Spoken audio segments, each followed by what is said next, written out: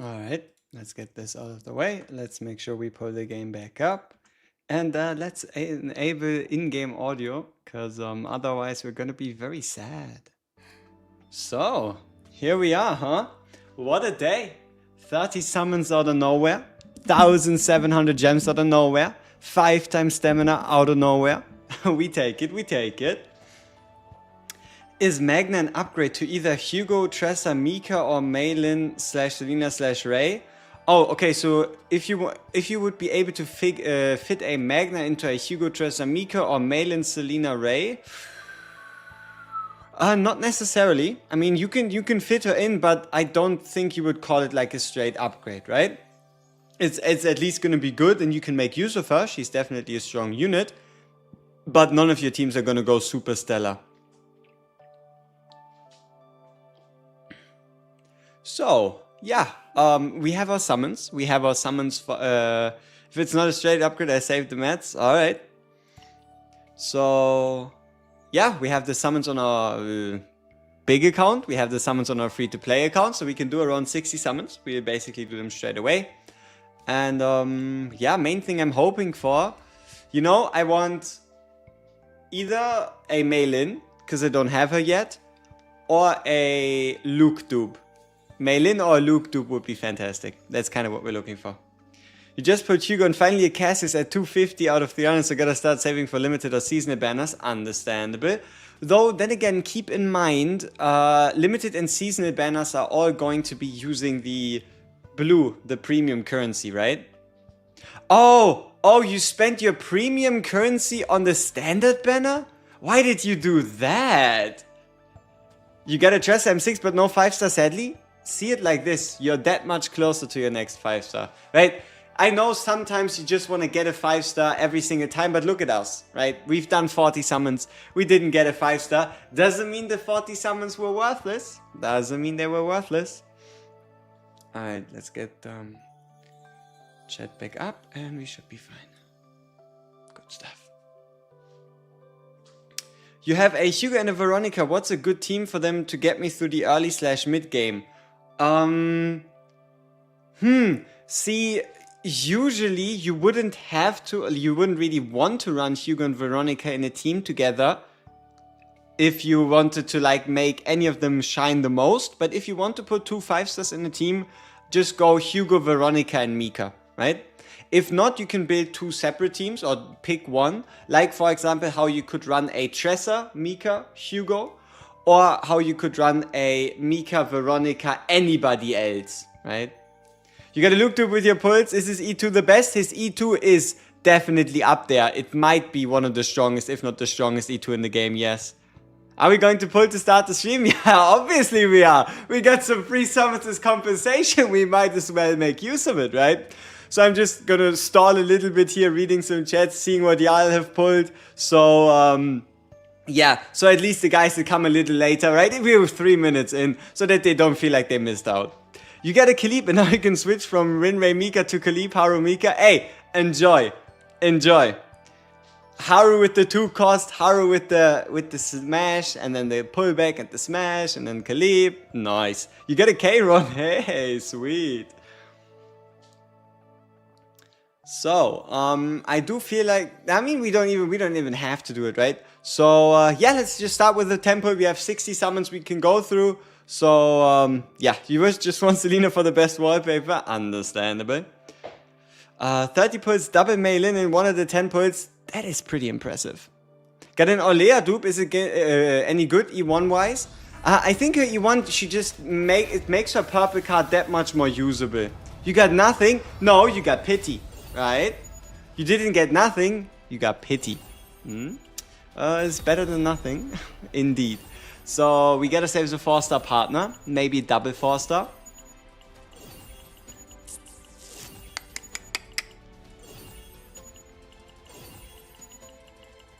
Nope, a pretty slow tempo, but hey, the next ones are surely gonna be better. What's changed with the save data system? So the only thing that should, obviously we have nothing confirmed, but the only thing that should have been affected is the difficulty 5 in the codex, where there was pretty much a way to cheat the system. And the only thing we know going forward is that they fixed some decks that went absolutely bonkers, and that we're going to get more information on how the safe data system works in general. Exactly, that's what they said. They were going to give us like more concrete numbers, rules, so that when you know the limitations of a deck, you know how to like, you can theory craft on the best one, right? I just wanted to have all 4 stars, but got 5 partners in a row. Damn. Oh, not even the flicker. Do we have to go to full pity? Aww. Aww. 3 givebacks and 3 rallies. Yep, there is some fancy shenanigans. Okay, we got Burger Girl. We love Burger Girl.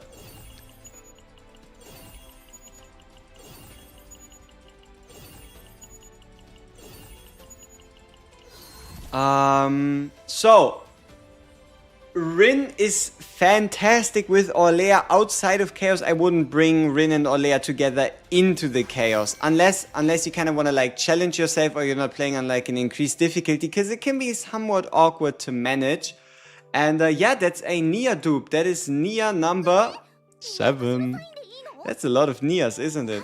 So we now have at the start of the battle, 4 rhythm boost, and whenever a shuffle occurs, we heal 40% equal to your decibels. See, the way I see this, rhythm boost probably just means decibel, right? Or maybe it heals for only 4 heals per turn. I don't even know. Alright, last tempo. We're guaranteed a 5-star. Let me know your guesses. We're going to swap over to the free-to-play as well, do the summons there. But let me know who you think we're going to get. So, as a little bit of an account overview, what we currently have, we are missing Mei Lin, we are missing Hugo, I have a single Magna, single Luke, everybody else is 1 copy, like 1 additional copy, pretty much. You play 2 accounts at level 40 plus and don't even have 1 Nia? Damn. Orlea, Luke, Renoa, I'd be very happy with the Luke, I'd be very happy with the Luke. Hugo. I heard some of the last potentials for characters like Rin don't work. Is that true? No, it's not that they don't work. It's that they aren't shown in game, right? Like, for example, you see how we have Rin's final potential. I can pretty confidently say that the added crit chance is there. Unfortunately, you just can't see the number. So if you, for example, go into a run with your Rin and you have a 50% crit chance, it's actually 65, but you just can't see it, if that makes sense. It's a bit unfortunately done, but from my testing, I do believe that my Rin's crit chance is higher than 50%, right? Exactly. I mean, technically you could prove it. We just need to find like a way to get, let's say, 90% crit chance, and then you get 10 from the last potential, and then we have something, right? All right. What? It's a 5-star on full pity? No way, that is so surprising. Did any of you think we were gonna get a 5-star here? You just got Veronica from the Apology Pulse. How's her playstyle? Her playstyle is you can slot her into any team as a sub DPS. Hey! That's new! We are only missing Hugo now. We now have our hands a Mei Lin, huh? We do already main her on the free-to-play, basically. But, hey, that is pretty sweet. So yeah, what I wanted to say, Veronica is kind of like a sub-DPS. And you can pretty much pair her up with anybody, because she doesn't take a lot of AP, gives you card draw, and just gives you end-of-turn damage, right? She's pretty easy to use. Can we get another 5-star? Huh? Or is that too much to ask for? Let's see.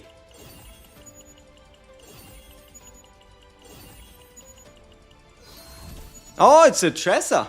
Hey, that's some moments of the hero. So, Mei Lin, that is overall, I would say, a pretty big pull. There's only one problem. Can anybody tell me what could be the problem with me pulling another new unit on my account? What could be the issue here? I don't know. I mean, it should be super easy to use her, right? Like we're just gonna go in and we're going to look at our resources and surely we can enjoy her just today, right? Fuck. So yeah, it's gonna take a day or 2 or 3 or 4. But at some point we'll probably build a mail-in. The good part is we have a build on the free-to-play to level 40, no, to level 50 even. So I'm not too worried about it. 69k, I mean this is gonna go down back to 0 because we need to work on some memory fragments, we need to work on Luke's potential. Look at this, right? Even this just 28,000, just the potential. Crazy. Alright, yeah, free-to-play time. Let's see if we can pull something on the free-to-play. 30 pulls is huge. It's a good problem to have. Depends. Could I do an Alea run sometime soon? Yes, I could, and yes, I will. I just don't know yet when exactly. Right? It's gonna be within like the next coming days, but I can't give you a guaranteed date. You just gotta win. Any tips for building her? I'm only missing Nia/Lucas. Also, please, I need Lucas. Why does he avoid me? Tips for building Rin.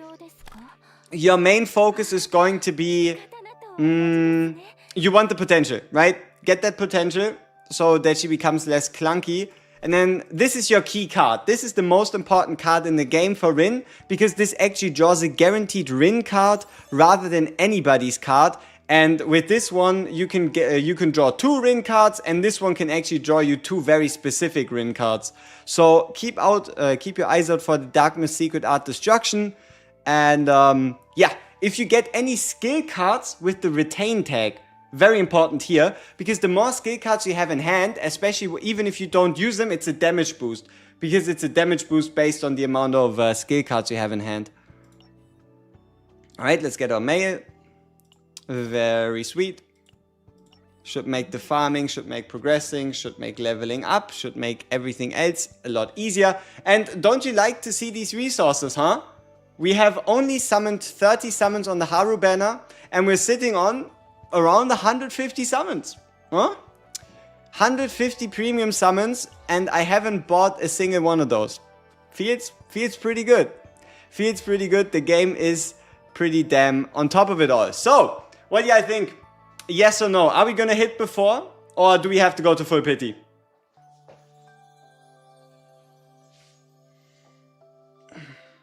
Like, yeah, I think with 31 we can hit before. What did you just see? I mean, you just saw someone not summon on the Haru banner. How? I'm just not refreshing with stamina. I think I refreshed stamina like 4 times, right? I refreshed stamina 4 times, and besides that I haven't spent a single gem towards anything else. Bet on soft pity. Alright. So, we get before or pity. Let's see. Hey, could still be a fake out. Could still be a fake out. Can still be a fake out. It's getting less likely though. Alright, maybe we can get a new unit. Maybe we can get a new partner. Maybe we can get a partner upgrade. Maybe we can get an ego manifestation for a 4-star. Ooh. Hey, Eloise, only 4-star psionic partner. I know you can buy her from the Zeronium shop, but hey, we take it. Is it worth to spend on the partners? Hell no. No. You do not spend on the partners, and the reason is because it's a 1 in 10, and what you actually do is you just use your currency. You see, yes, it's going to take a while, but for now you're perfectly fine using 4-star partners. We are already a third of the way there, and then I can just pick whoever I want. Is there a tell for summons on the first monster screen? Yes, there is, but I'm not going to tell it to you, because this is going to take your fun.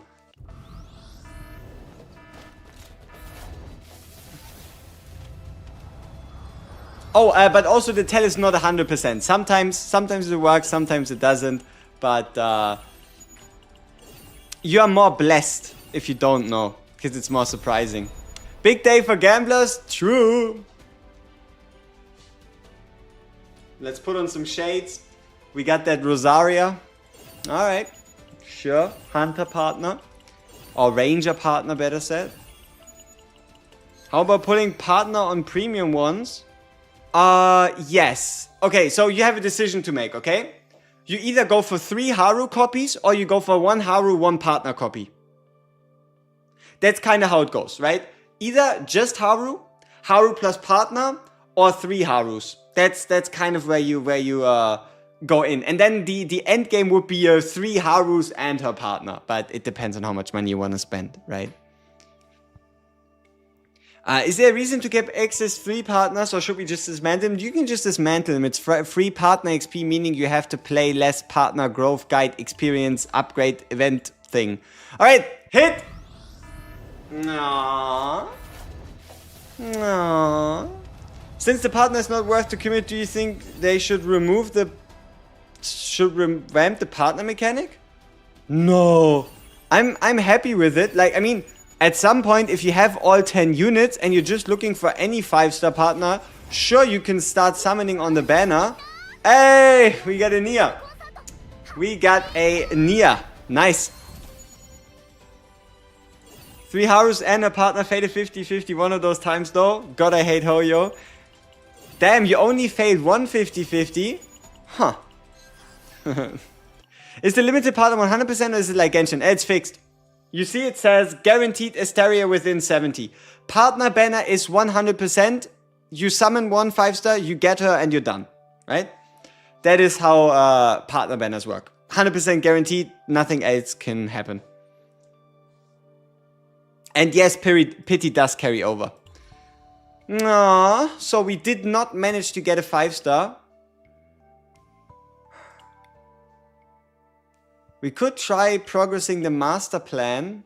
No, that's something for later. Alright, so we hit a Mei-Lin on the main. Pretty good. How am I today? Hey, we're doing mighty fine. We got some big compensation. We had some nice summons. We pulled a new unit. What the heck does Hoyo have to do with it? I don't know. Maybe they're the inventors of the 50-50. Or maybe they just made it too popular. You still have 1 single.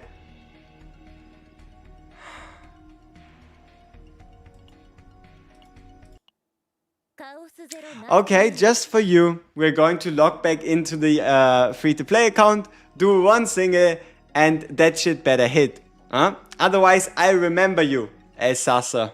I remember you, I'll find you, and I don't know, I'll stub your toe. Yes, that seems about appropriate. When the new character? 2 weeks. Or not even. Basically, we're down to 1 week, aren't we? So yeah, new characters in a week. Yep, a week from today. Pretty good. Alright, let's see if we can hit. As Sasa said, this is a 5-star. Is he correct? Maybe not. Maybe he was coping. Does your game crash when changing accounts? I'm only changing server rather than changing accounts. And I'm doing it on PC rather than on mobile. I think I had it before that it crashed on mobile. It might have crashed once on PC, but generally I don't have a problem with it. New character is a healer, right? I don't know. Do we have leaks? Yes, there is some leaks going around, but it is nothing that I'm looking too deep into because we should get, like, updated information on the character's kit at least before the banner releases. We're also going to get more information, a full breakdown of what the first season is going to look like. So it's a bit of a like future problem. With today's pulls, you got Orlea E2, Haru E2, and from shop got the Scarlet for Mei-Lin. Hey, congrats! Recently found your channel and binging your content. Keep up the great work. Hey, Jitters, appreciate it. Please be a support for the next banner. Tired of Mika and Mika tired of me. You've been shitting on Mika 24/7, huh? She's getting a little tired of you. Last time I checked, we didn't have kit leaks, just art. I don't know. I think there's a guy on YouTube called Flair's Side Channel that made a video. I haven't watched it, but that could contain the information you're looking for. So, now the big question is, what do we do with all our stamina, right? Like, all of a sudden, it's looking pretty good, huh?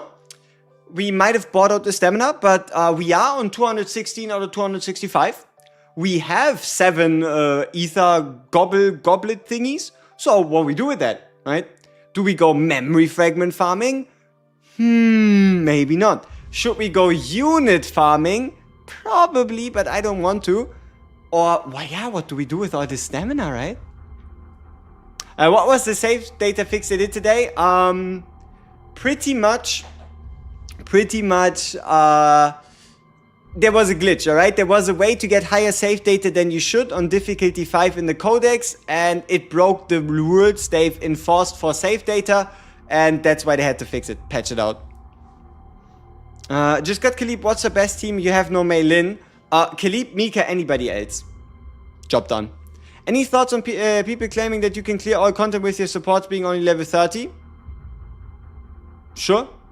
See, so long as you hit the enemy before the enemy hits you, what difference does it make what your support level is, right? The only thing you gain from leveling up a unit is base stats. The only thing the base stats give you is, for example, more healing or maybe more max HP. If you can kill enemies before they kill you, sure, you could clear content with the support being level 10, right? It is all just a, yeah, it's all just a, you'll have to see. Unit farming is so copium, we're all hoping the next event gives a ton. I don't have a choice, right? I made mistakes and now I'm paying for those mistakes. Okay, we're going to do 2. We're going to do 2 runs. Oh wait, oh, we can actually go to difficulty 10. But it's expensive as fuck. And it's not even all that worth it. And I don't even want the agony set. Shit, man. So many problems stacked on top. Like, I swear, getting to difficulty 10 takes you 300 stamina. It's crazy. Got another ring, your stream is best. Hey, sweet.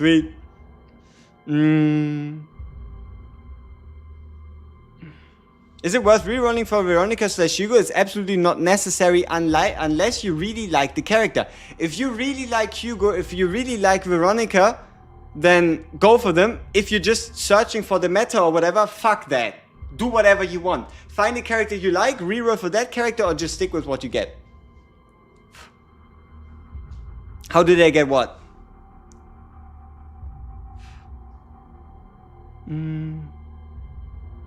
Use this energy in 0 runs? Yeah, we have some extra energy lying around anyway, and we're going to buy the additional stamina. I kinda just want to play with my finished decks, you know? 0 runs have the unfortunate debuff that they don't keep your decks. And I really want to make this set work on like a Luke, right? Like when using attack cards for 1-turn order card damage. Though, you know what? It might not even be the best set, unfortunately. You got anything from the summons? We got a Mei Lin that we can't build because we're broke.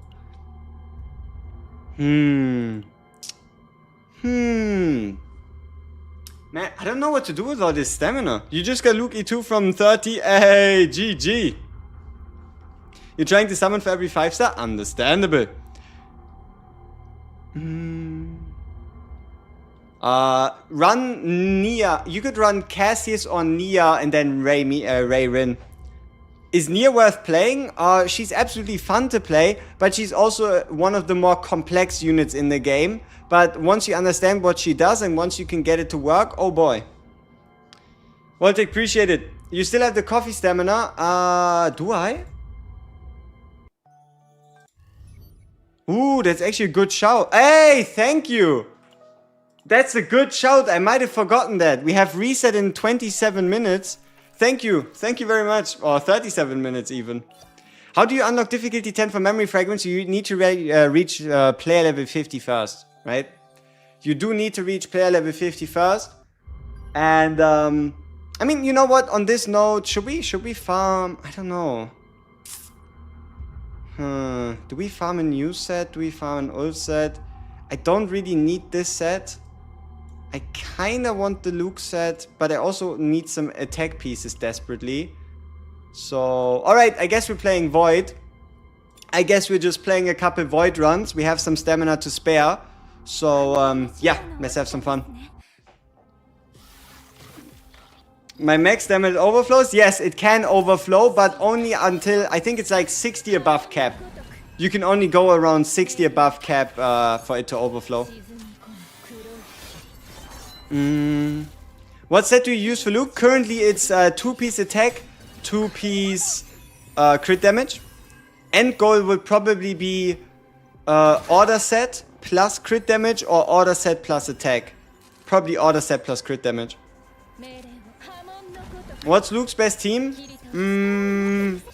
Luke, Mika, and then like either Lucas, Nia, Cassius, Renoa. There's a bunch of options, right? There's a bunch of options. So when you get to level 50, is it better to do memory fragments? Honestly, no. The only reason you're gonna do memory fragments, even if you do get to level 50, is because you need left side pieces, right? And the only reason you're doing left side pieces is because you're not crafting them from the crafting system. So one of the main reasons is if you have infinite time, you never really want to do memory fragments. Oh, big Luke fan. Played him extensively during the limited playtest. Will play him extensively. He'll probably be like my second carry, so my first main, and always, yeah, first unit shall be Rin. But, yeah, we're basically gonna run Luke as like our secondary carry. That's kind of my plan, I believe, for now. Unless the next unit to come out is very interesting, right? You never know. Luke, Lucas, Mika is who I'm running. So much fun. Yep, it's so many bullets. So many bullets. To be clear here, is saying that because Zero Mode has right side relics? No, look at this. This can happen on difficulty 10 as well. Unless they fixed something with this patch, which I don't believe, this can happen to you even on difficulty 10, just getting 2 pieces, right? So if you have infinite time, then doing all your stamina on 0 runs has the best returns. Let's hope CZN never has a timeless Aeona problem. We don't talk about timeless Aeona, alright? T-Day is... We don't talk about T-Day. You already cleared hyperspace level 10? No, I haven't bothered with it. But also I don't need to fear it, because I can beat whatever I need to beat, right? Like, I'll do hyperspace at some point, but for now I'm just like, why would I? Huh? I don't really have any great motivation. I'll do it when I feel like it. Alright, perfect. Drawing slash, then a dark mist into a standard slash. Why did they give us free pulls? Issues with save data. There were some issues with save data. People were able to save some builds that shouldn't have been saved. And they were able to get really high level endgame builds on just difficulty 5 of the 0 mode. You just got a Veronica from the Apology Pulse. Who's a good weapon for her? Rosaria. Rosaria is fantastic for her because Rosaria can deck search for upgrade cards and can reliably give your team morale with her team effect.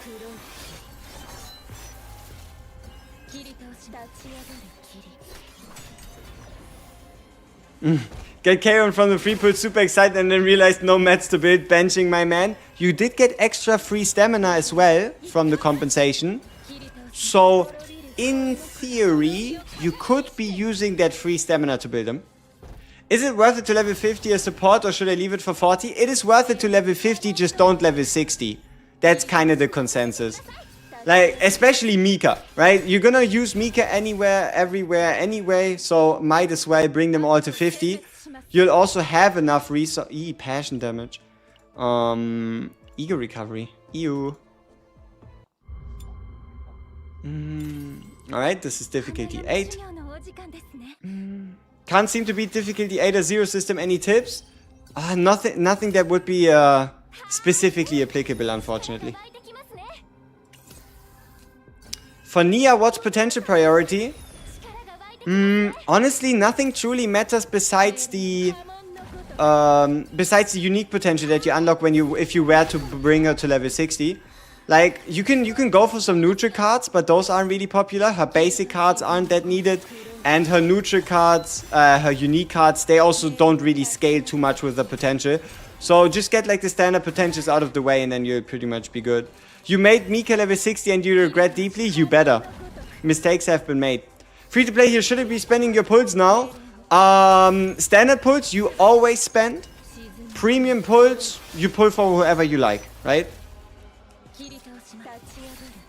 Is Orlea good with Rin? Outside of Chaos, absolutely. Inside of Chaos, a little clunky. Is it possible to beat 0 level 10 with only level 50s? Oh, absolutely. It's been done quite a bit. You can even search up a video on YouTube if you want to. And yeah, it's something that's absolutely possible. But it's also nothing that gives you any better rewards. It doesn't make a difference if you do it now or later.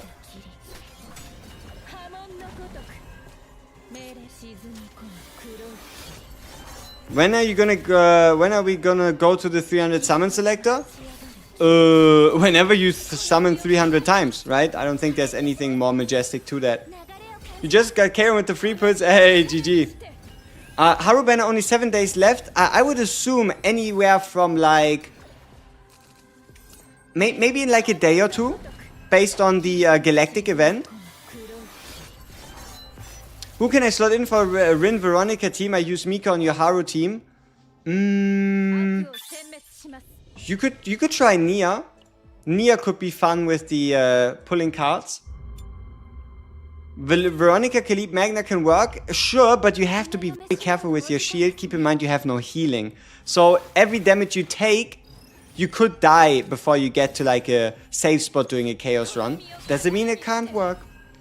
You're close to the rescue mode. How does it work? Will I be able to choose a combatant when you reach 300? Yes. You will be able to pick anyone. You could pick a copy of someone you have. You could pick somebody new. You can pick any of the standard 10 5 stars. And it is possible, nothing confirmed, it is possible that you'll be able to get Haru from there as well once her banner ends.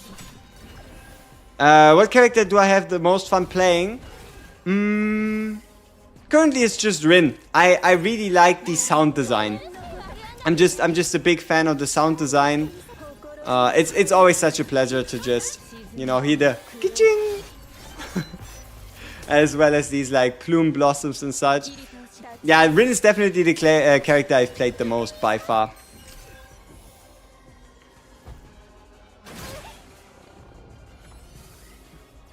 Hugo Veronica or Malin Veronica? Okay. One simple question. If you hear the word lightning dingo 75 times a day, can you stomach that to play Hugo? If you cannot bear to hear the word lightning dingo 75 times a day, then probably just go with Malin. I want to try a new character, but this game is just giving me dupes of Luke and Veronica. Both are Ego 1 now. I just want a new main DPS. My current main team is Haru, Magna, and Mika. Yeah, hey, at some point you'll get them. And trust me, these E2s are fantastic. I turned voices down so all you hear is him whispering. That should be a little bit more acceptable. Lightning dingo dingo. Bro, is that what he says? Yes, he says lightning dingo. And that like 100 times a day. Yo, Eric, appreciate the 5. Thank you very much. It's a pleasure to be making content for you and obviously all of you in chat. It's been a fantastic 2 weeks. Can you believe it? It's just been 2 weeks since game release.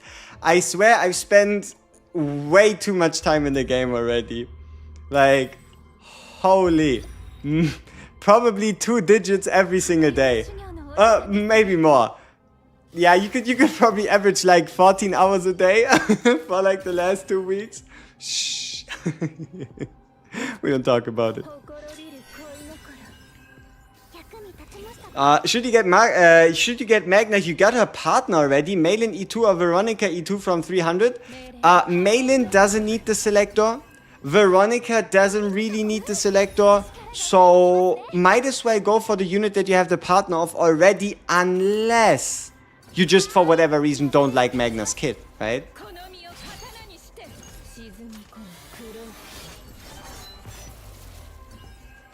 One thing with on using shields is the health loss from mind break is much bigger problem. Oh, absolutely. If you get mind broken, why? That's the thing, right? The moment your shields crack, things are starting to look very dire.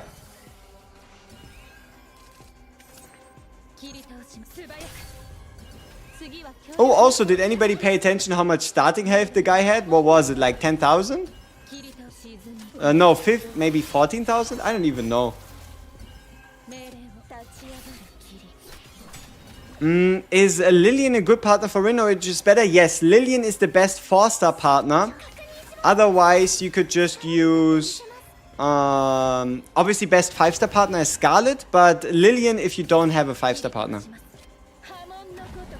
How many cards should you have on a support?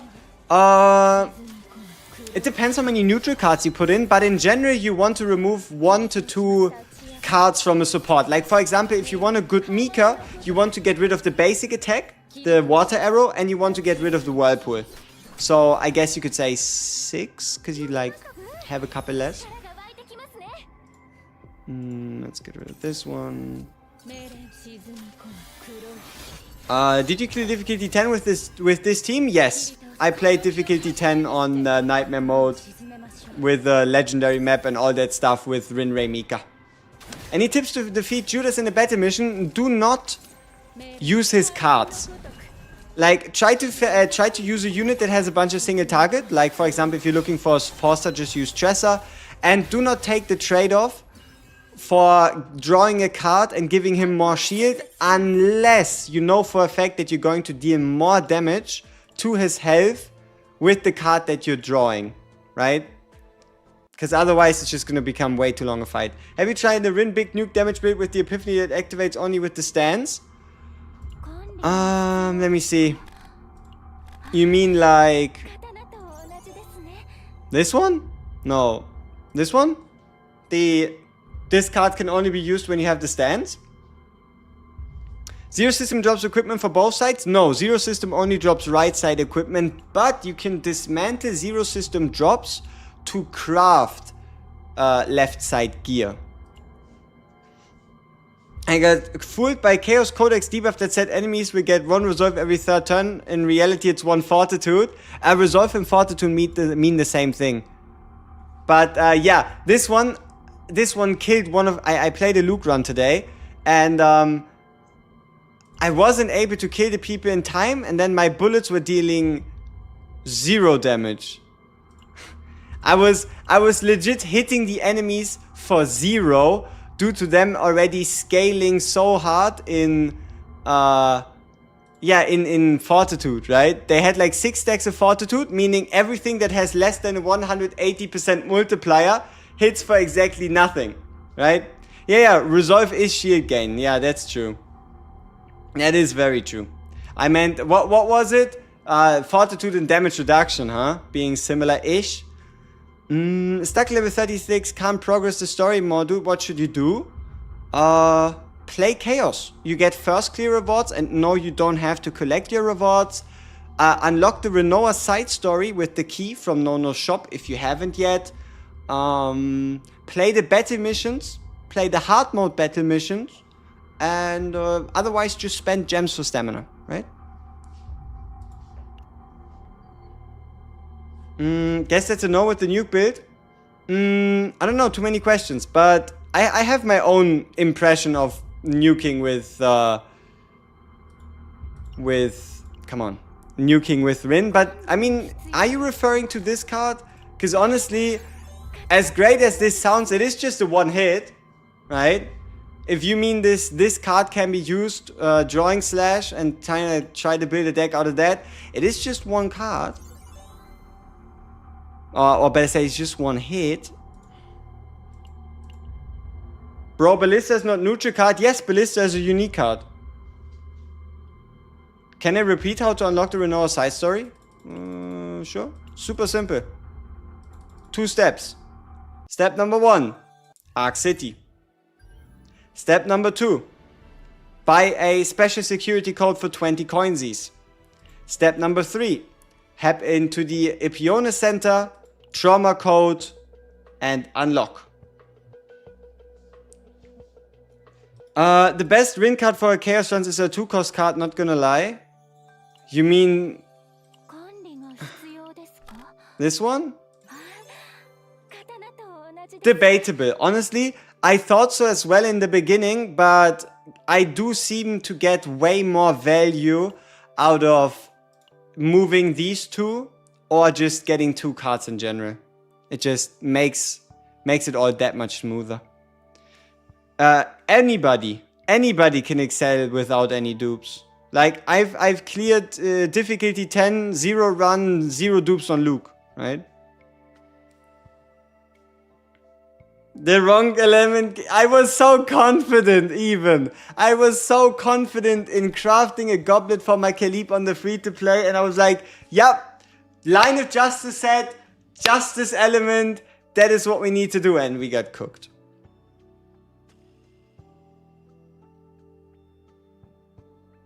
Yeah, exactly. The move skill, it's just too powerful. Because, see, this is something I found very interesting. There were some people that didn't quite get what I meant to say doing my Mei Lin guide, but there's a very, very important difference between move and draw. There is a very, very major difference between move and draw. And let me explain why, okay? If you draw cards, you can only draw cards from your draw pile or from cards you've played last turn. Cards that you've played this turn can never be drawn. Cards that you've played this turn can only be moved. So what happens is, let's say you have 2 basic attacks and you play them. And then you play the unity attack of defense with the draw modifier. You're not going to be able to draw them. If you play it with the move modifier on the other hand though, you will be able to play them. Why does everybody say Caleb is so OP? You feel like her damage is not that big? This one obviously move, right? Yeah, I've seen the whole Korean development. You know, at this point, I'm just praying, hoping, begging that this doesn't affect the gameplay perspective. Like, as great as the story is, or as much of them liking to focus on that, and yes, sure, internal politics, and yes, sure, they kicked that writer and whatever, right? But the gameplay is so important. If we lose the gameplay, what's left? Right? So that is the only thing I'm currently just hoping, begging for, that we just get proper content, we get some fun events, we get some new decks, we get some characters that are unique, and yeah, it looks good. Everything we know about what's going to happen in Season 1 looks good. It has so much potential. Who do you think is the most underrated character?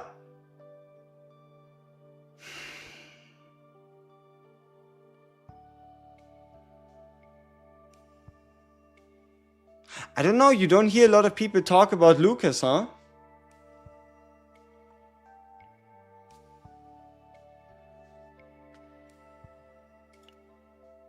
Luke? Yeah, there's so much hate going on Luke and I don't get why. Don't say Owen. I didn't say Owen. Owen is safe.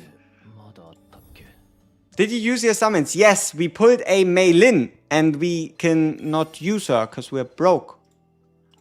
Alright. Who of you know where this is used? Right? Who of you know where this is used? Just as like a general question in the round, right? Who of you already know where you use this one?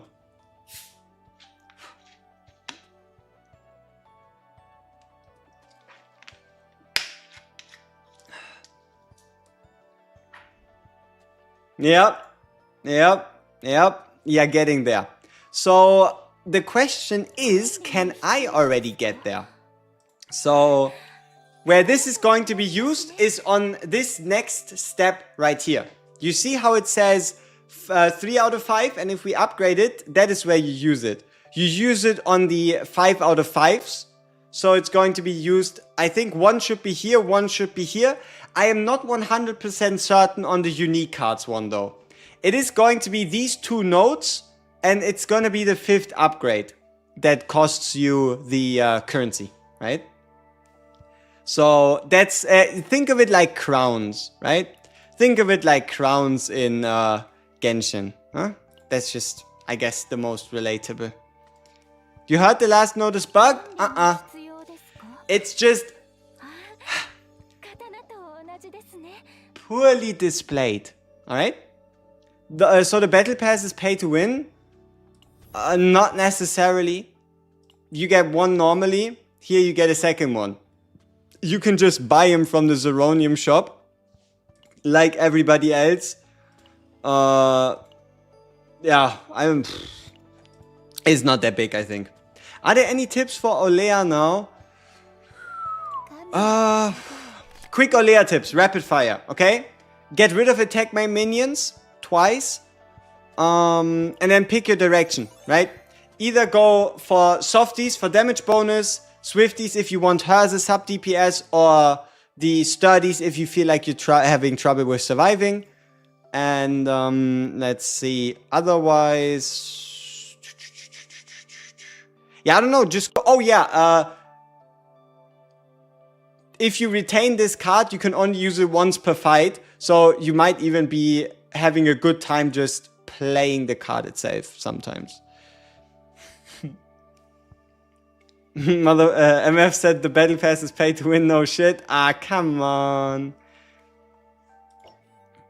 It's not that deep. Growth acceleration is extremely important for Barrel. Oh, absolutely. But if you don't play Barrel, then you don't need it as much, right? What do the upgrade potentials mean in ego manifestation like in Mika? Yeah, that's should we farm some void crystals so that I can show you?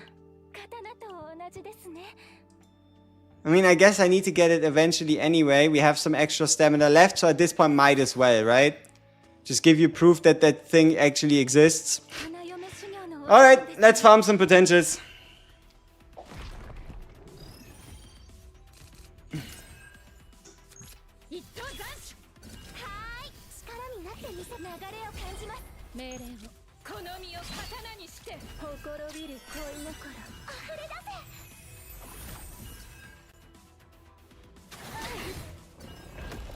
What's the fastest and consistent team to push Codex? Teams featuring a Mei Lin seem to be very consistent because she just has very high damage output. Teams featuring a Khalib are pretty consistent, and teams featuring a Mika usually tend to be very consistent. Do any 5-stars work better than Tressa for Hugo? See, the cap on Hugo sometimes isn't how many attacks you can do, but how many stacks of hunt commands you can get. So, to a degree, Tressa is kind of already Hugo's limit. But if you can basically have infinite hunt command stacks, nobody can do more attacks than a Luke, right? If you're looking for the unit to be able to attack the most, nobody will be able to whip out more attacks than a Luke unless you're playing like a very specific Tressa, Tressa healing, dagger creation, super on start specific build, right? But we were obviously talking here like E2 Luke with a partner, right? Hugo Tressa is 2.5 times faster than your Rin comp in Zero. I guess it also has to do with decision making, right? The less time you have to spend on making certain decisions, the faster you'll just be at a Zero run, I guess. Khalib with Iron Wall is busted. Everybody with an Iron Wall is pretty damn strong. I don't know Luke's kit well, but Tressa generates her daggers with skill, which synergizes nicely with Hugo, gets you stacks, then uses them. Yeah, Luke does exactly the same thing. Oh! Hey! That's not too bad. We just got 7 purple crystals for 60 stamina. Yeah, you could be like, maybe more, but I expected a little less. I'm happy enough with it. How does Iron Wall work? Iron Wall is a buff that has Outbreak of War, meaning it's always in your start hand, and it gives you 2 things. Number 1, any multiplier applied to you is 20% smaller, so incredibly effective against multi-hitters. And the other part is any shields you create are 20% stronger. So if you make a shield that's 100%, all of a sudden the shield is 120%. And then you can stack these iron walls to, for example, reduce incoming damage by like 100, 120, 140, however many iron walls you can stack, right? And then you can also increase shields by the equal number you can then do that.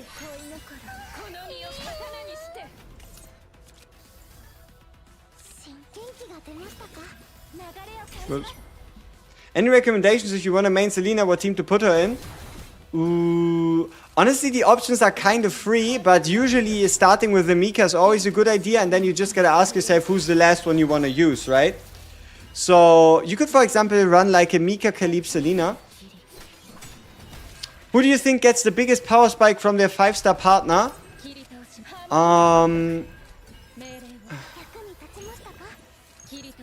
I can tell you who might just be getting the least. No, but and usually the 5-star partner for every single unit is pretty big.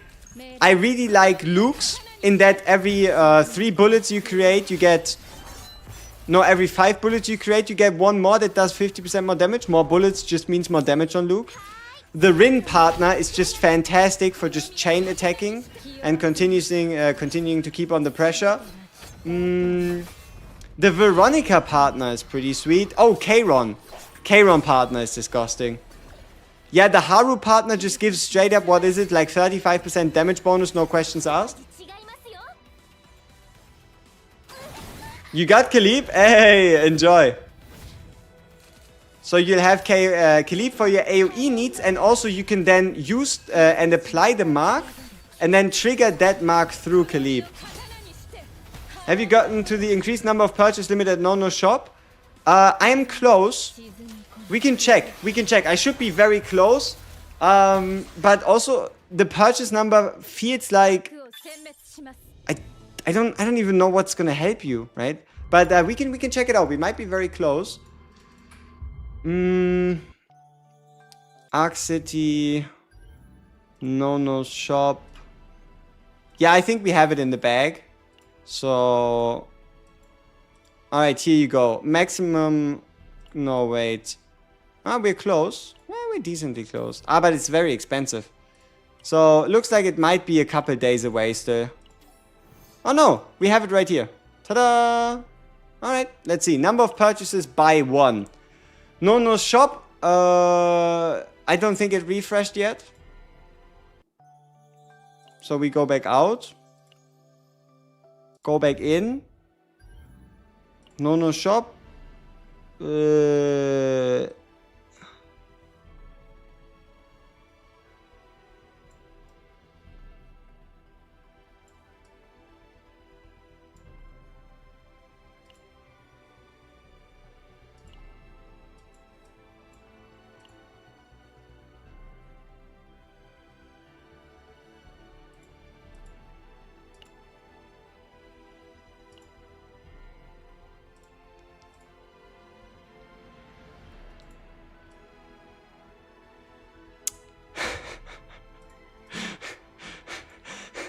See, I might be a little behind, but as far as I can tell, 222, 333, 11, 35, 11 should be the normal one. That increases your reset stuff? No, that's the Delang shop. That should be the Delang shop though. Right? Because this is No shop. The shop in the Chaos is called the Delang shop. And also, what the purchase limit in the Delang shop even mean? Right? I don't know. It increases my research nodes by 5? I guess, yeah. Yeah, it increases my research node progress by 5 if I buy this 5 times, yes. The Protoss ability for undoing a turn and whatnot. Oh, you mean so we're now 16 out of 16? Sure, let's see. Wait, what? So, okay, we have two theories, right? It's the in-game shop, it's the ability to turn back time, or it's the delaying shop in a chaos run. So that means we now have 4 refreshes instead of 3, plus 5 free ones.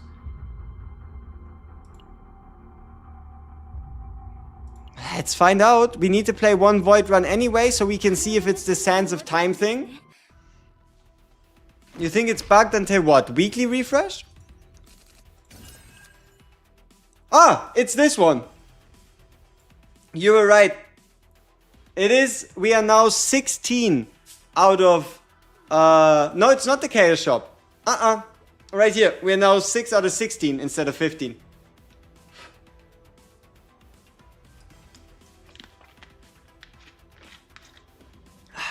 How many epiphanies can trigger per run but per character? Infinite. Every single card that's not a basic card, so the first 3 of a character can get an epiphany.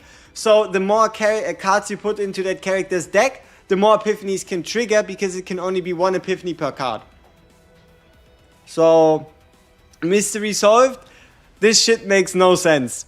How did they translate the Sands of Time resource into No-No's shop? How did that happen? What is going on here, right? Is it all? But it's all about RNG in terms of triggering epiphanies. Yes, there's events with which you can trigger dedicated epiphanies. Move the chat. I will. Don't you worry. Whee. Yeah. And let's make you a little smaller. Let's put you up here. There you can... it's a little too small, is it? Hey. But no, the note after that gives the same thing. And we can check it out. First, we need to get the potential out of the way for Rin. Who would be good with Malin Veronica? Khalib. No, Mika. My fault. Mika. Ta-da! It's no turning back time.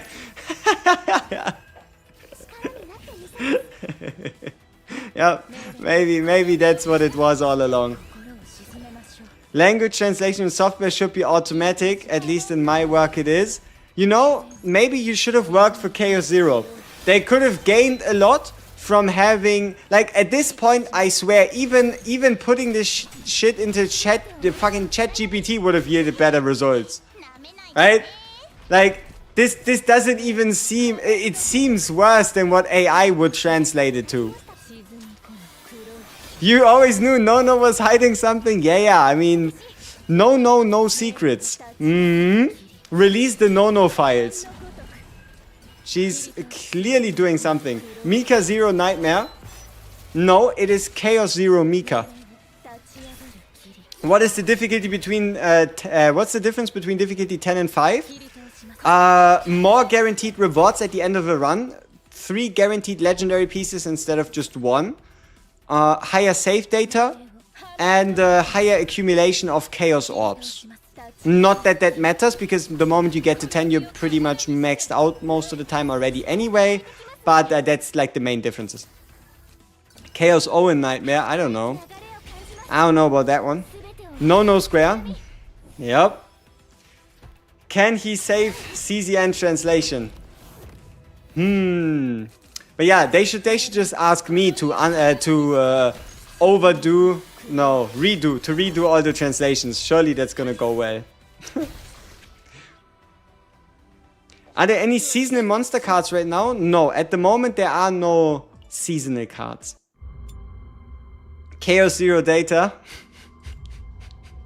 You know, I feel like it might have been a mistake on the game's part to have the word zero in their name. There is so many name puns you can come up with based on chaos blah blah blah, like chaos zero whatever, insert joke here, that, you know, it might just come biting them in the end. But yeah, here you go. So undetermined ego crystal is needed to get the final 2% crit chance through our potential node thing, right? Do you think I should get Olea E6 now? You're already at Olea E4, might as well. Wait. We don't have any memories equipped? You're right.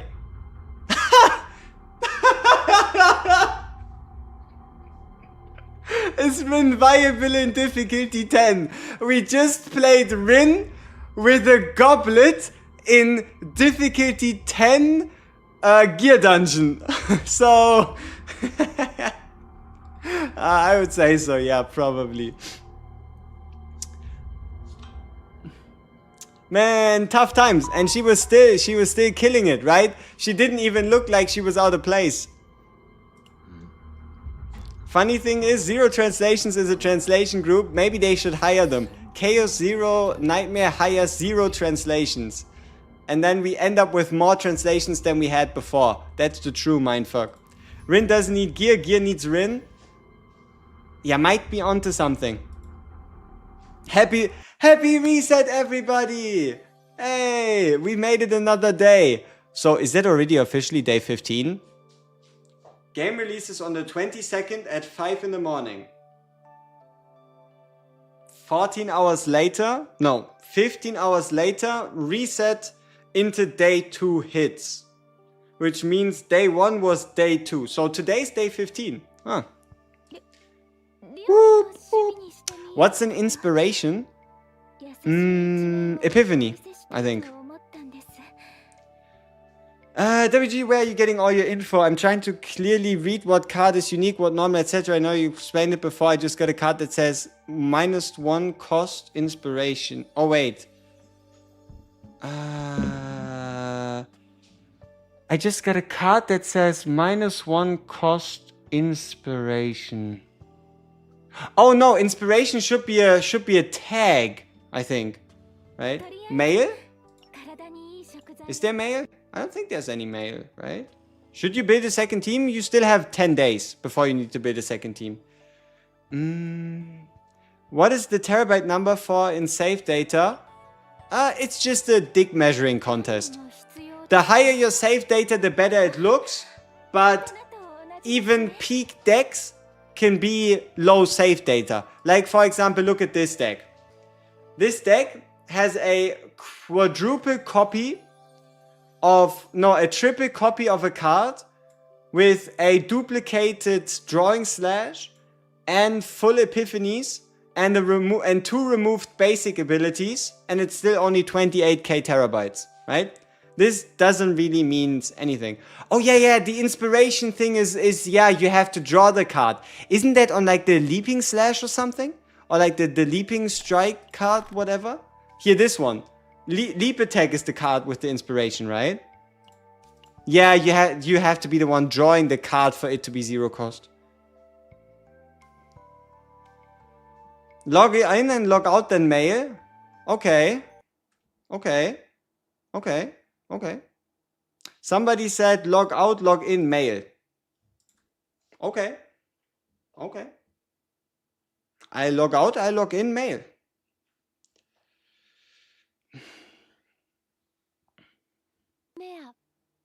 You got mail? Sweet. What does embers mean on Mailin?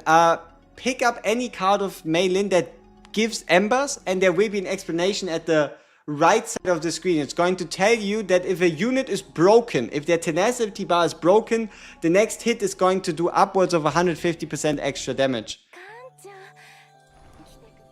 Oh! Hey! Even more summons! I know it's only a 10 pull, but hey! It is not a mail, but it's a gift regardless. Say less. Huh? Even more summons? We take those. Good stuff. That's another 10 pull. That means we just got 40 summons today. 40 summons if you count like this event in the next 7 days. That is crazy. Would Orlea, Cassius and Rin be a good team? If you have the proper save data, surely. Otherwise, it might be a little finicky. What's the point of summons if we can't even level up characters? Time. Time will heal all wounds. Time will fix all resource deficits. Time shall make sure that you can build who you want. 40 plus even 1700 crystals. Yep, crazy times. How's the save data now? Honestly, for all of you, realistically, nothing has changed with save data. It's all going to be pretty much the same. What we're currently waiting on is the devs to implement the, you could say, save data explanation feature. They want to give us additional information on how save data works. Something like what would be removed, what stays, what does very high normal save data, whatever means. But for now, nothing has changed, right? Rin level 60 now. Holy crap, I'm broke on credits. Gonna go farm credits. I warned you.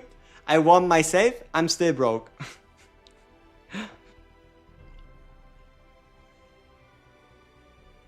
A leaderboard? I think leaderboards for like save data size is kind of pointless, because you could make the most dog shit build in the entire game by just stuffing in 100 neutral cards into a Mika, and it's not going to be a good deck, but it's going to have high save data, you know? So is Renoa and Luke good? I just got them in rolls with Olaire. Renoa and Luke are both fantastic. I would recommend to pick either one. They have similar playstyles in that they both have a gun or multiple guns, and in that they shoot bullets.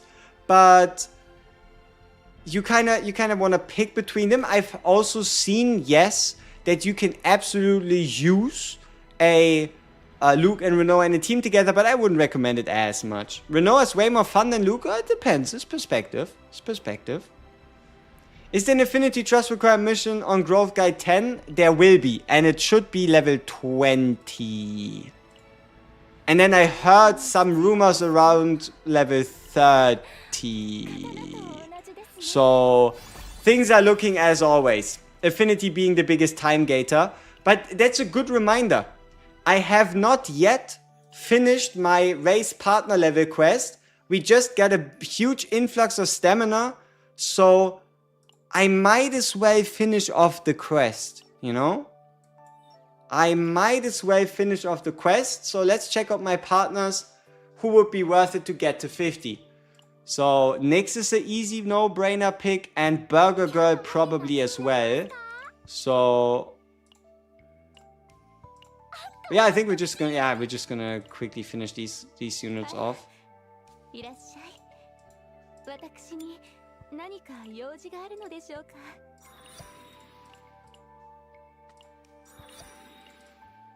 Yeah. My K1 got 4 divine epiphanies of Brand of Annihilation. Is it a bug? No. Like, it is super okay, it's not super easy, but it is relatively easy to get 4 copies of a card. The reason is, the more copies of a card you have, the easier it is to get the next one.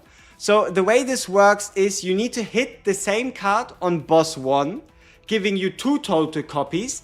Then you want a copy event before you get to the second boss. Then all of a sudden you have 3 copies. And then you just need to hit the card one more time on the final boss, right? So the hardest is by far getting the card for the first time. So after the first boss. But getting it for the second boss is way easier than getting it for the first. You actually did a temple on the banner and got an Erika. Who's she for? Magna.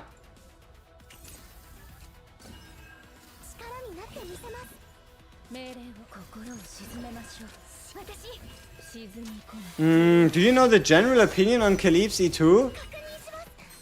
We can take a look at it together after this battle, and I can give you my general opinion on her creature.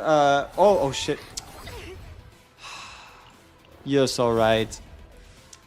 Man, the crit rate on my Rin is 3.8%. That is because I currently haven't geared her. Or I guess 11 plus. So my current crit rate is 14%. No, I want to use Rin. Fuck this. No. We're just gonna steal some gear from Luke real quick. We're just gonna steal some gear from Luke real quick. That'd be fine. Are we still broke in the game? Ever since making that video, I've continued to spend multiple millions. So like 1 or 2 or 3 more million. So yes, we are still very much mega broke. Huh? So yeah. Yes, we are in fact still broke.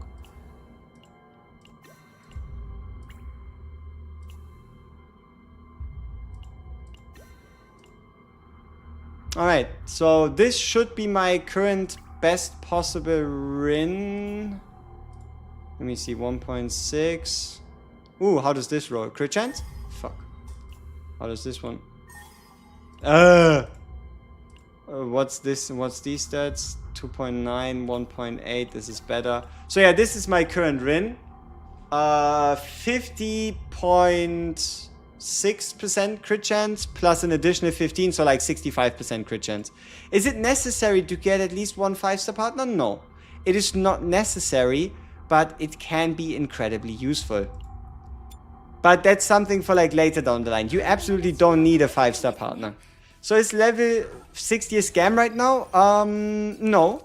Level 60, even if it's just for the potential, is absolutely worth it for your main DPS. Level 60 on supports is not something you really have to do, right? So if we're talking about worth, no, it's absolutely worth it. It's just not something that you should do on someone like a Mika. Especially if you're broke. Is there any gear to increase the crit rate for Rin? The only one is the memory fragments. The top right amulet gives you 27% crit chance.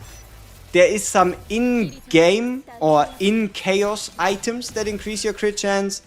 But no, it's all about that amulet and the rest is substats and then potential. How many units does the stage 6 give you? 32,000 per 20 stamina. So 96,000 on 60. It's not a lot. Ah shit, I shouldn't have attacked. We're now out of stance.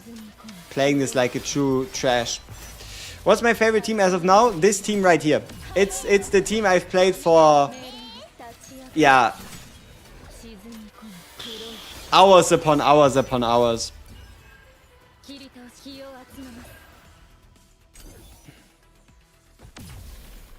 Should you bring Khalib? Absolutely, Khalib. You know what? Any character that you play can absolutely be brought to level 50. It is level 60 that is super draining, right? If you want to play a character, and if you like a character, you can still stomach the costs of level 50. It's just level 60 that gets a little critical. Now that you tried Olea at Fields grade 8, that's amazing. For those of you not in the know, Mr. Yoaki, or how we call him here, Olea main, he's managed to pull 5 legendaries, and all of them have been Olea. So he is the chosen one. If you need any Olea advice, you should ask him. He's clearly the leader of the Olea church in disguise. You asked this before, but you stuck level 37. How did you push 40 so fast on the free-to-play? I didn't push it fast. My free-to-play has been made on launch day. And I've just continued to play events on the side, use my daily stamina, and yeah, played the story, played the hard mode, played the battle missions. Yeah, that's all. Absolute retained cinema. You want to build Renoir, but you already got Kayron, they're the same passion. Doesn't make a difference. Who cares? I have 3 build Void DPS. I have Kayron, I have Renoir, and I have Rin. I have all of them built. Who cares? Don't let anybody tell you who you should and shouldn't build. You can run 2 Void teams. Nobody cares, right? Reset is in 40 minutes? No. Reset has been 20 minutes ago. And that is due to time, you know what, right? Daylight savings. It already happened an hour ago.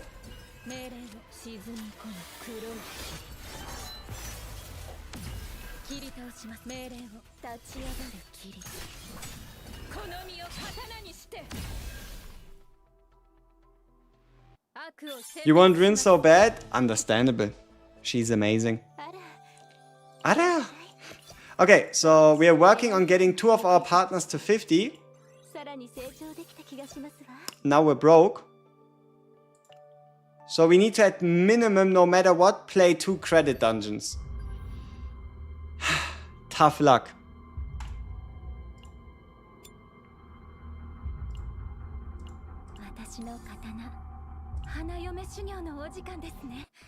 Global and Asia have the same reset time? Yes. Someone suggest a partner for Veronica? Man, the lady with the money. What's her name? I talked about her already like 5 minutes ago. The one that has like the 2 dudes next to her that like carry her briefcase. Rosaria. Your stream convinced you to build yesterday. Now the free pulse gave me 1 dupe Luke.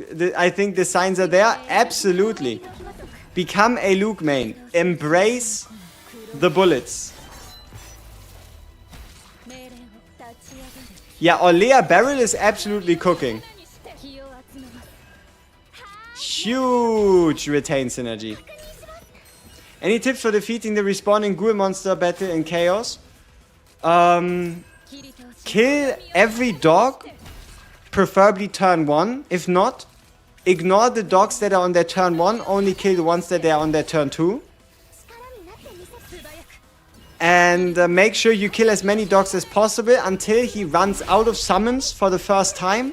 Then you focus the guy, and if you kill him, that's great. If not, continue focusing on the summons, rinse and repeat. Is it not possible to farm credits from dismantling save data? Let's say it like this. I have 40 pieces of save data on my Rin. And even if I sell all of them, I get like what? 30,000?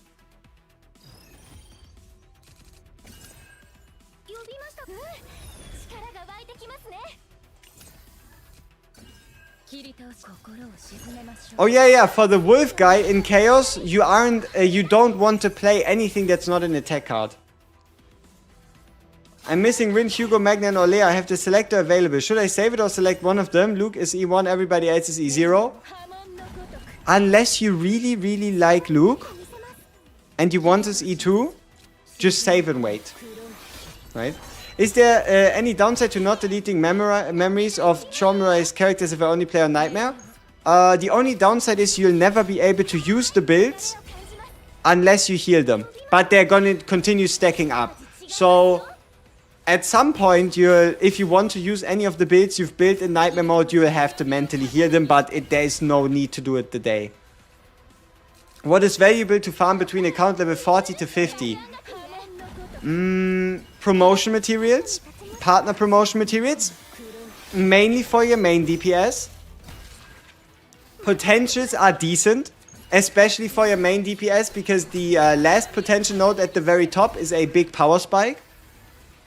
But no, for the rest, you just want to farm Zero System instead. You want to play Zero System and you just want to get gear.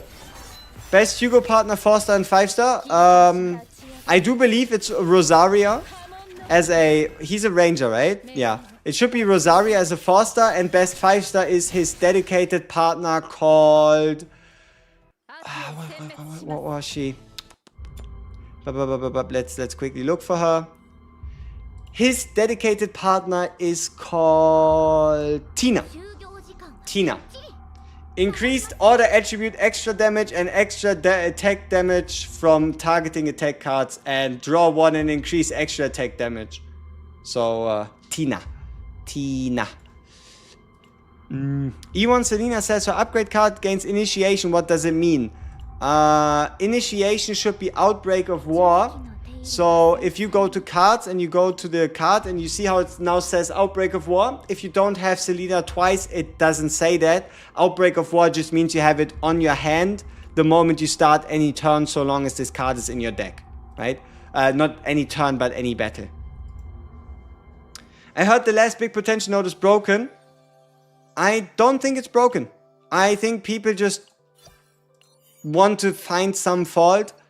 It just doesn't show. It's not broken, it's just not included in these stats. Like, for example, we could be sitting here testing how many crits my Rin hits, and I guarantee you it is going to be 65 out of 100 instead of 50-50. How do you increase Tressa's damage with her potential? And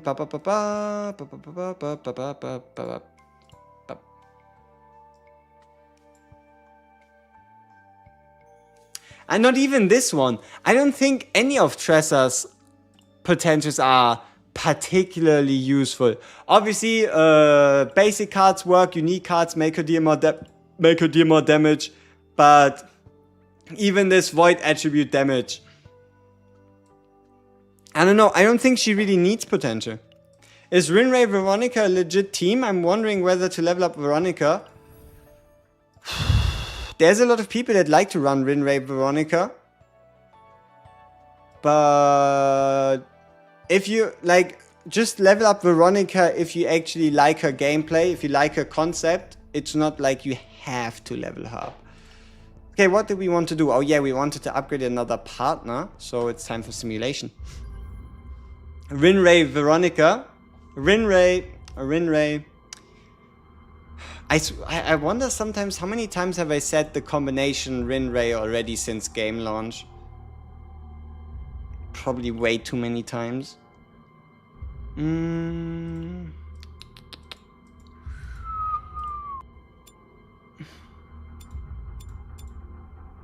Hey.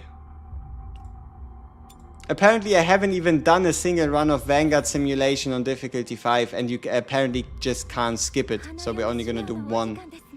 What is the highest crit chance we could get? Because one of the barrel potentials is crit damage, so I'm thinking to build a crit chance. I mean, the highest you can get is obviously the amulet, right? The highest chance you can get is obviously the amulet for a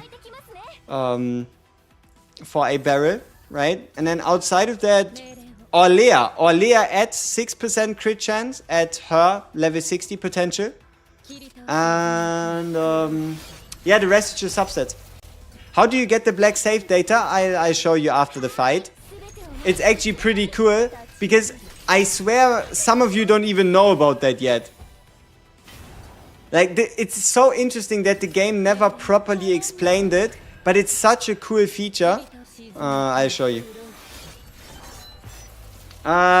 Gives AoE crit. It should be teammate crit. It should be not just her save, but the whole team getting crit chance. Alright. But, so yeah. How do you get save data? Huh? There's this button. It's called Customize Favorites. If you add a favorite to any of your save data, right? You click on the top left and you add a star. Then you can go to Customize Favorites and you can build the way you like to see save data. So, for example, let's change to save data 2. And then you have these choices. So you have white and black that you can pick whenever you want. You can unlock these colors by beating 5 chaos runs with only this element. So this one is only void units, only order units, only passion units, only justice units, only instinct units. And these other stickers here are for achievements. Some of them are for, yeah, basically all for achievements. And then there's some for affinity. Like, I believe affinity 15, no, or like 20 or something. On Rin, we're going to get that sticker. And then you can do funny stuff like this. You can, for example, change it to black.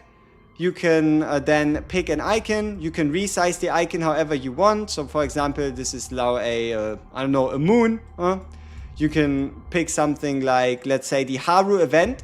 Make sure you get this one. If you don't collect this one, this is going to be time limited. This is limited to Haru's trauma mode event, I believe.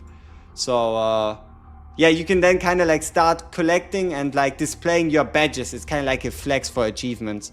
So yeah, that is save data customization. You can probably spend hours upon hours trying to come up with funny ideas. It has similarities to something like Counter-Strike stickers and skins. And yeah, that's pretty much that. When is it unlocked? You have it the whole time. You just need to assign a favorite tag to any of your save data for this to actually be there. Hidden truth, WG equals waifu god. How did you know? Who told you? I think I have to end you now. This was never meant to leak to the public. You know too much. Help building Luke without Lucas. Make sure you get a crit chance main stat amulet on Luke. Okay? Second step, include Mika in the team. Third step, pick. You have like a wide variety of who you could pick, but Ray is just safer. And then you just run Mika, Ray, Luke, and then you'll be fine. Who would be the best Kayron teammate? I really, really like Kayron Ray. The synergy between his Black Hole Annihilation skill and the discard 2, draw 1 Void card on Ray is fantastic. The damage boost to 1 cost cards works on every single one of his futilities. Is it really? Oh hell no. It stands for War Guides, which is... War is like short for Watcher of Realms, which was my first game I ever covered. And guides was just because I was making guides about the game and I thought it would help with like SEO and search term findability. And yeah, and then I just shortened it. Upgrade partner, get slightly more stats for who they're equipped to. Upgrade a partner and get slightly more stats. Hey, it's base stats. That is the important part, right? It is a base stats. Is that game still alive? Yeah, the game's still kicking. Does Deep Trauma increase the quality of Chaos Loot? I mean, sometimes I only want loot not for save data, or should I always play Deep Trauma? No. It doesn't increase the gear drops at the end of a run. If you're just looking to get the gear drops, the memory fragments for 60 stamina, you can play on no void difficulty.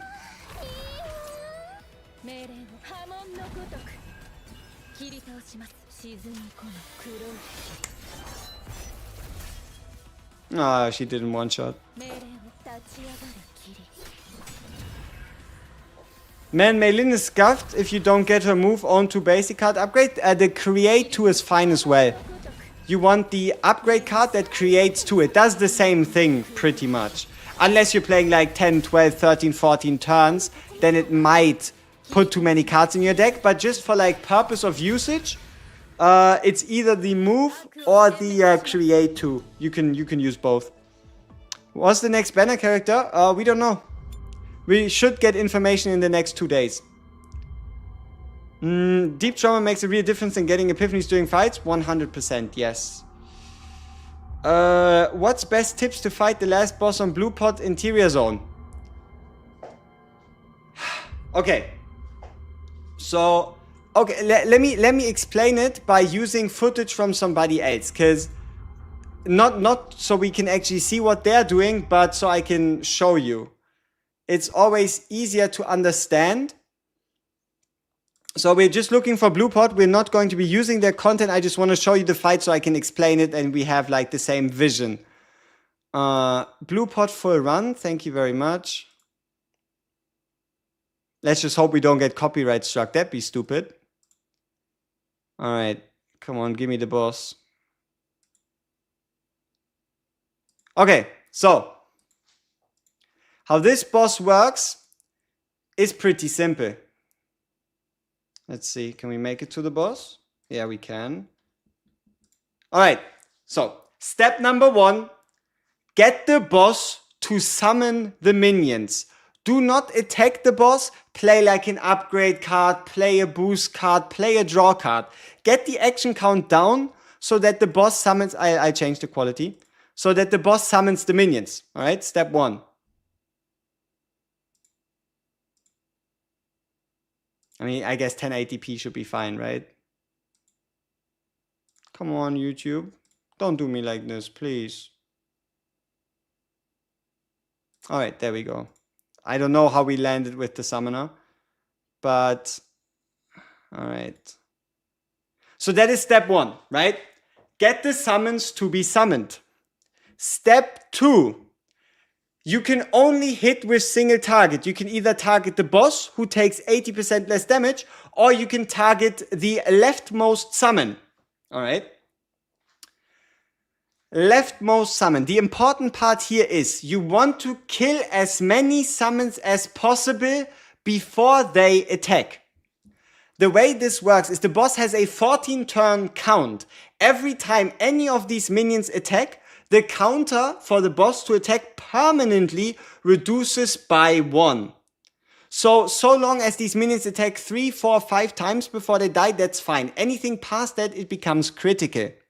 And the reason for that is, if you kill these these slimes, right, the boss doesn't get faster moves. So let's see. Then all of a sudden you've killed all of these fuckers, right? What then happens is the boss has a special ability. If this boss moves before your turn is over, he will attack again with a stronger attack. So the faster you beat the minions, the more cards you can play before you need to end your turn. So whatever number the boss has, you never want him to attack you while your turn is still ongoing. Because otherwise, he's going to attack once, and then at the end of your turn again with a stronger attack. So that's all you need to know, right? No matter how many attacks, like you never want this boss to attack during your turn. The moment he does, he's going to attack twice, he's going to hit hard, he's going to start to do bullshit, right? If you follow this boss is easy, cakewalk. So yeah. And basically how easy the boss is depends on how long does it take you to kill the minions. So end then early? Yes, you end your turn early. The faster you kill the minions, the more time you have to play with, the more things you can do before you need to end your turn early.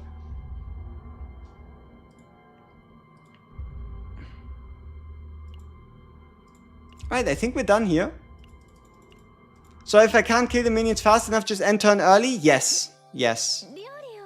Like, if the minions have attacked 9 times, your only hope is play 2 cards, end your turn, and pray, right? The faster you can kill the minions, the less the minions attack, the more cards you can play before the boss attacks. Rally's cool against the dude? Oh, absolutely. Has the Dog of Doom been nerfed? No, but you can beat him. Wonder of the Void goes crazy? It does. Best memory fragment sets for Hugo. I've been Blackwing, Scarab, and Healer. You want to go attack percent, crit damage, and agony if you run him with a Tresser.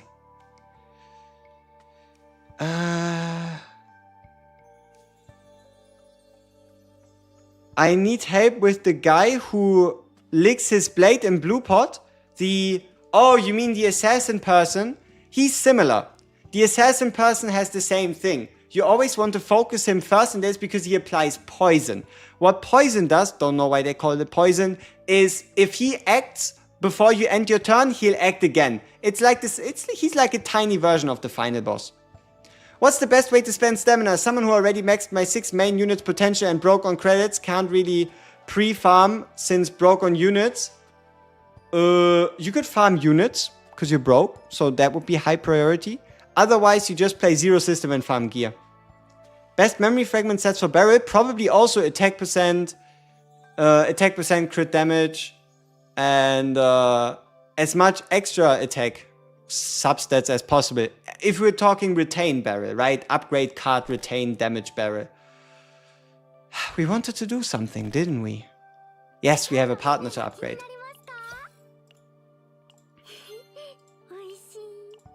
Oishi. Alright, let's check out version 10 of the guide together. I've heard some rumors about it, I've seen some things, but we have nothing confirmed. So let's see what we can get here. Learn 30 times. Okay. Upgrade the zero system. Okay.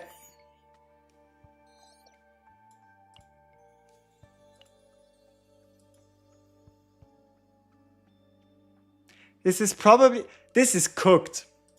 So instead of going from Affinity 15 to Affinity 20, you go from Affinity 15 to Affinity 30.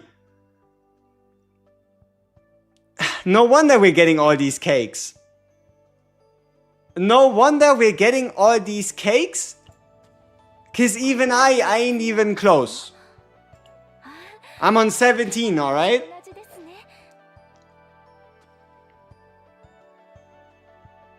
So 3 means 20.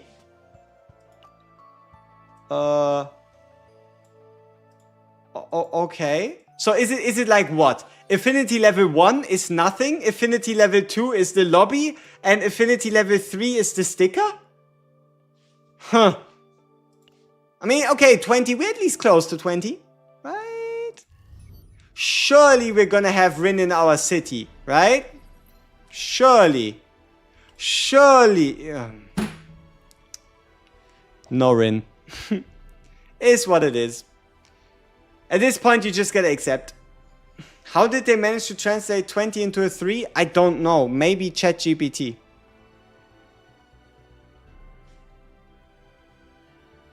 Expand my city? No, I had to find out what this upgrade did, right? So 3 equals 20? I don't know. Maybe if you put like the Korean word for 20 into Google Translate, it equals to 3. I don't know. I mean, we could try it out. Any info on the Briar partner? Briar partner is Kayron.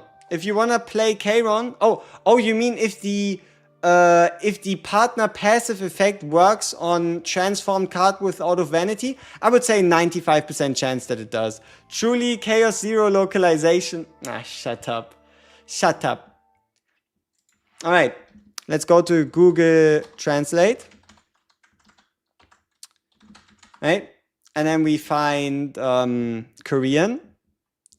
And then we look for the word for 20, which is this one. And then we swap back 20s. Let's ask ChatGPT if ChatGPT can help us.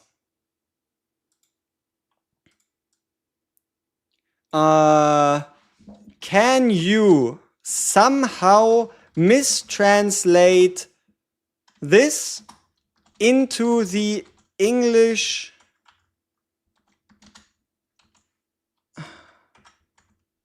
number 3 question mark? Means 20 in Korean, it's literally 210. So to mistranslate it as 3, you would have to intentionally break or spoof the logic. So no. It is not. It is apparently not something that just happens. Good to know. So even if you tried, it would be an intentional, I don't know. So, okay. What else do we have here? Upgrade memory fragments to 5, 18 times. Achieve level 55 on 6 combatant. Oh, that is millions. That is millions. How many millions is that? Like, you need 500,000 to get from 50 to 51. Probably an additional 250,000 just in leveling fees. So let's say 750,000 times 5, so 3.75 million. And then the same for the partners at around 500,000. So 500,000 times 5, so 2.5 million. So 6.25 million units. 6.25 million units is what I'm currently already in debt. 6.25 million units is what I need to get if I wanted to get this progress to the next stage. Yeah, no, maybe next year I'm achieve that. Hey, we have to see. Like, maybe the first season arriving is like the blessing from the skies. Maybe it truly saves all our problems, and maybe we just, maybe, hit early.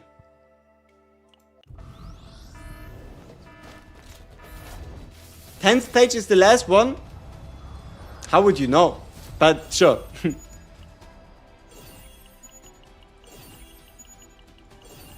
Come on, give me something juicy. We take that. Oh, an Owen. Is this Owen stealing my Nia?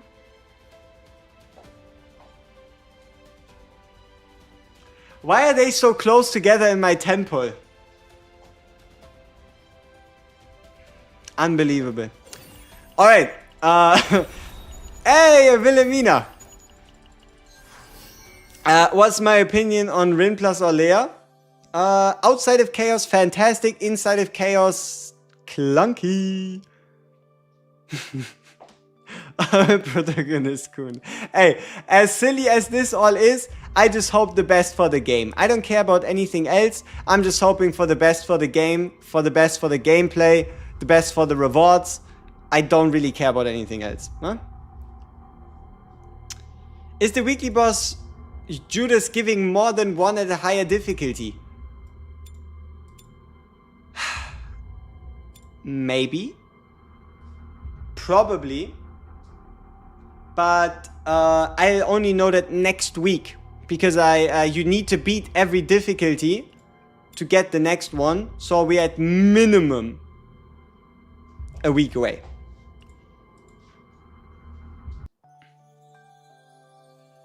You only get 4-star partners on the standard banner, no combatants. Wanna see something funny?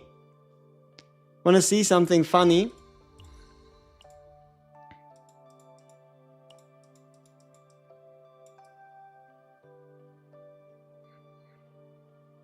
It's actually 50-50. So, I guess that's on you. But no, I think there was something else where it wasn't 50-50, or am I imagining? Oh yeah, I think they changed that. I could have sworn it was like 60-40 somewhere.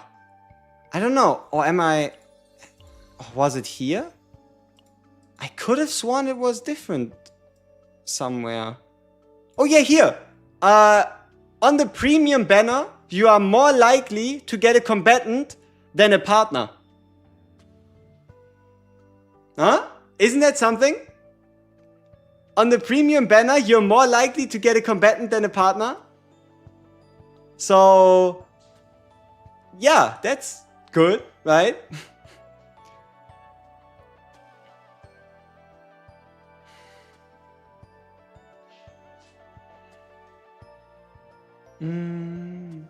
Losing 50-50 even at 4-star characters is insane. What day is weekly reset? Sunday. And what date is counted monthly? The 1st. That's why you always get partners in standard. I mean, depends. It's still 50-50 on the standard banner, right? You got E6 Mika from that? Yeah, that's because it's a 25% chance that every one of your 4-stars ends up being a Mika. Like, these raid-ups on the 4-stars are crazy. Like, I'm so confident in these raid-ups that this one is gonna be a Mika.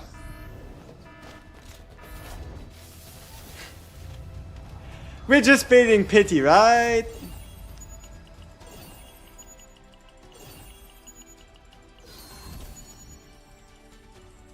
Hey, don't disappoint me. Give me my Mika. I don't need her, but give me my Mika. Come on. Come on. Where's my second 4-star? Please. Shit. Apparently 50-50 is fake. Clearly this did not work. You got all the guys while you just want Veronica? Aww. How's my Tresor looking? Ah, my Tresor is stacked. My Tresor is doing fine. I wanted to prove a point. Apparently I'm not good at proving points, yeah. That 50-50 is a lie? Yep, myth busted.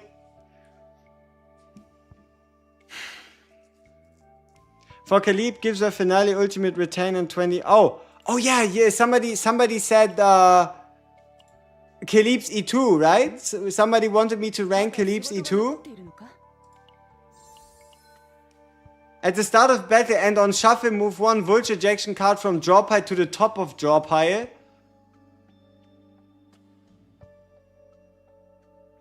pretty good. Pretty damn good.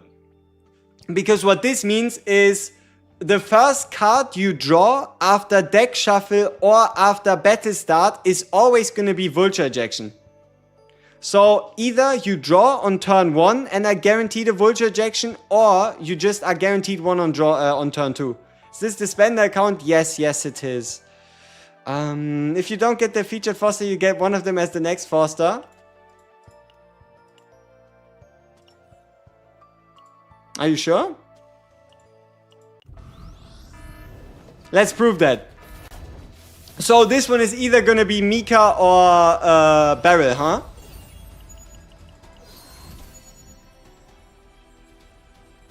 Hard to deny. Hard to deny. You finally beat Dimensional Dawn 10? Hey, good stuff. Is your main a free to play? Hell no. But all my units are... Okay, besides Rin. All my units besides Rin from the 5 stars are E0. But as you can see right here, they aren't technically E0. Does that prove it? I would say so, yes. Are you able to beat challenge level 6? On what?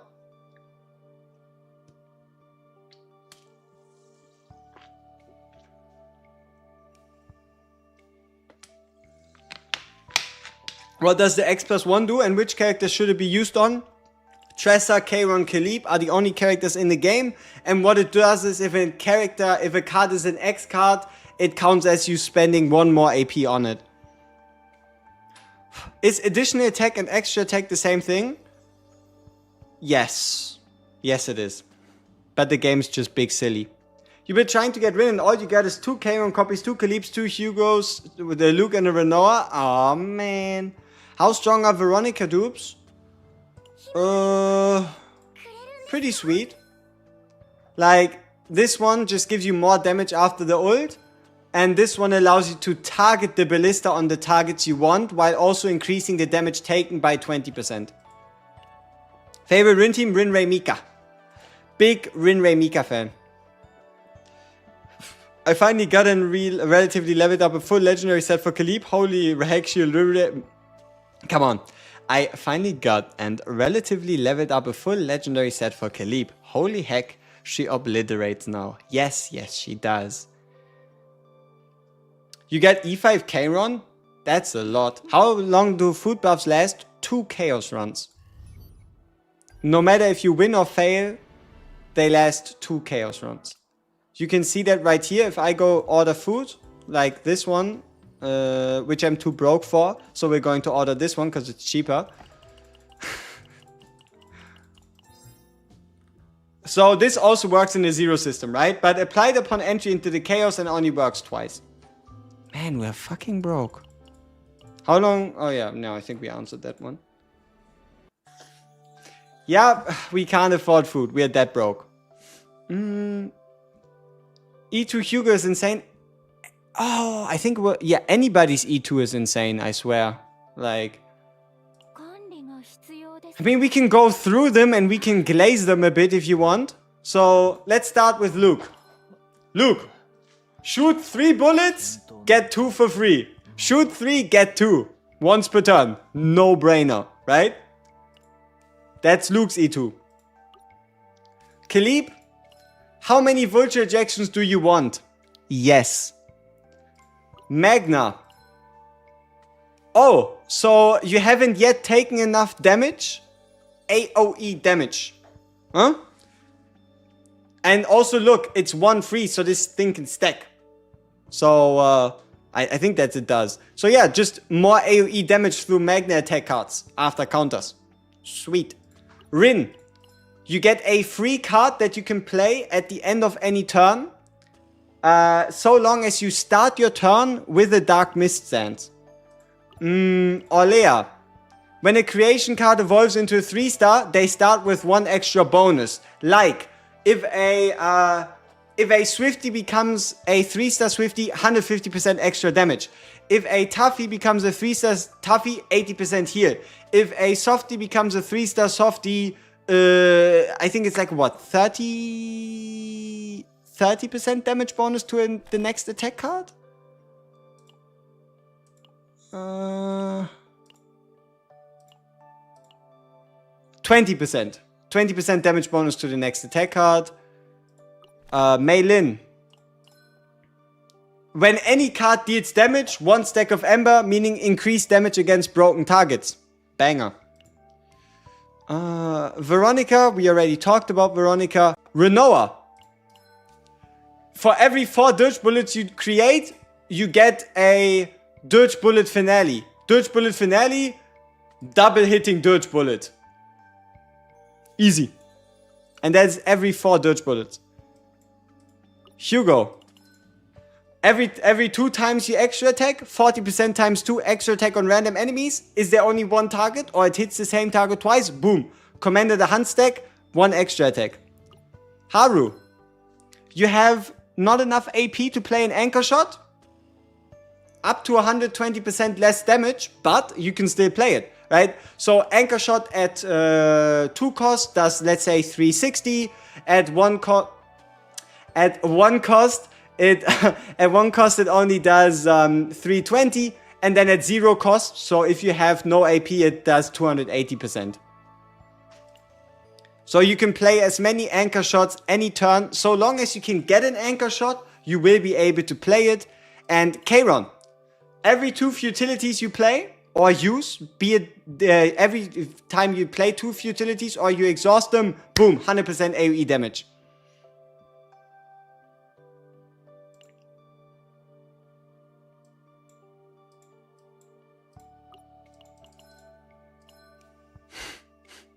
This one's funny. When Olea uses a creation card, deal star level times 50% fixed damage to all enemies. You got everyone except Luke, Mei Lin, and Hugo haven't used the guarantee yet. Free to play, by the way, studying who to pull. How about you get to it first? If you're free to play, there's no way... Wait. Okay, there is a way for you to be sitting on 300 summons right now, and that's by spending every single crystal into the combatant banner. I don't know why you would be doing that, but if you want to pick anyone from the 3, probably pick Mei Lin or Hugo. I don't know. And no, it's not halving the damage. It's only of the percentage, right? So, for example, if your Haru were to deal 360, it now only does 320. Then 280, and then 240. Because otherwise, if you have a 3 cost anchor shot, it would deal negative damage. Right?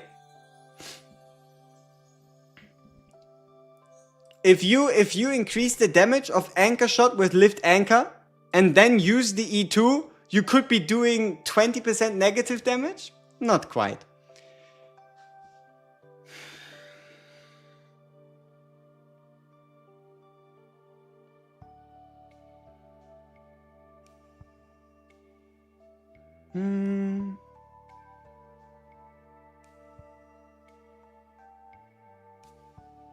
Yeah, you've done 0 doing that? So does it actually work like that?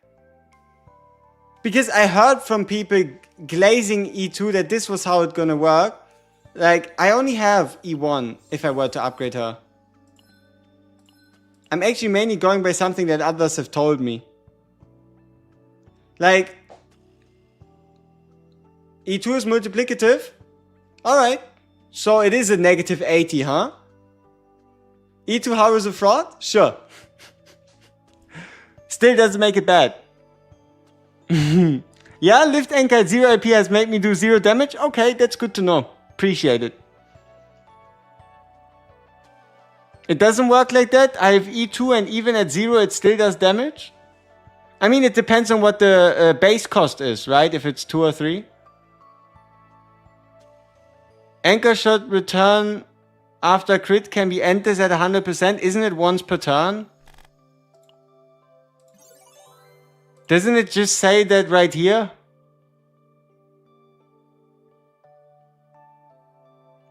Yes, 50-50 loss carries over. Your full pity for the premium banner carries over.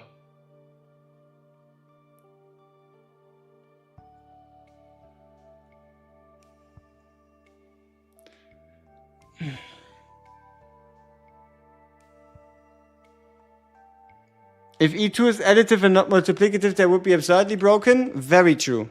Very true. How to use Hugo and Cassius together?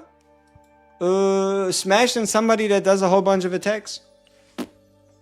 Like, you could use, for example, Cassius' card to deck search for Hugo's upgrade card that gives the Hunt command stacks. Because you most likely won't find the Outbreak of War Epiphany. You was able to pull Renoa. Hey, congrats. Is it worth it to pull in the Haro banner from Mika? Account level 42, 0 Mika dupes. E1 Mika can be quite sweet, but I've also heard of people actually deleting the card because they don't like having one Outbreak of War card in hand that takes 2 turns to pay for itself. Right? Mika E2. The stress here can come in incredibly clutch in Chaos. It is a big one. It's actually a big one. E3, not that important. Basic cards, neutral cards, unique cards, you'll be fine without it. E4, very, very sweet. I've found myself so often just going into a difficult fight and being like, okay, I am full on ego skill. The fight is going to take quite a while, so I might as well play it now, keep these sources of water in my hand until I need them, so that I can continue regenerating ego power while having the ability to heal and to give myself AP whenever I need. Especially with the Rin, this gives you 2 extra hits to every single one of your Black Dance attacks because they're retained. Huh? E5, whatever. E6 allows you to play any card that gives you wave while costing 1 for free, or allows you to play a card that gives you wave costing 0 to give you 1 AP. Hello, I just started the game and would like to ask if Malin, Veronica and Mika will work as a team. Yes, absolutely they do. And that is a pretty damn solid team. I wish you, happy times destroying some enemies.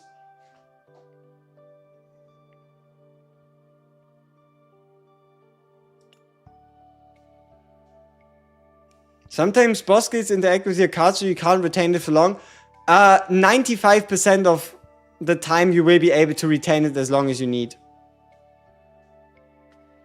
Yeah? Have fun. It's a fantastic team. Good healing, good card draw, good single target damage, AoE damage, double passion synergy, passion multi-hit synergy. Have you beaten the simulation challenges level 6 yet? I'm getting smacked down. Yes. We've beaten simulation difficulty. Oh, you mean this one? Let's try it right now. Let's try it right now.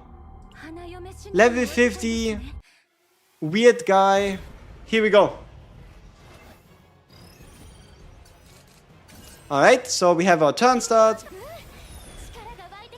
We can get rid of the Deluge.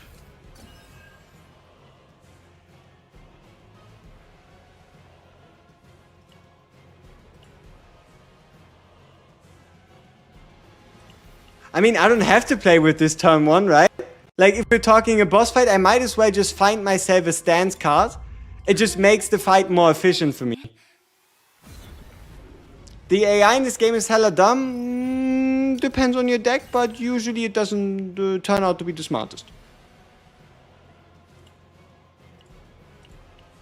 You know, I understand how expensive a character is. And the worst part is I'm just upgrading 3 characters from 40 to 50. Luckily, the story, luckily the battle missions, luckily all that stuff actually gives you that. How does Mark work from Celine? Mark is a very common debuff.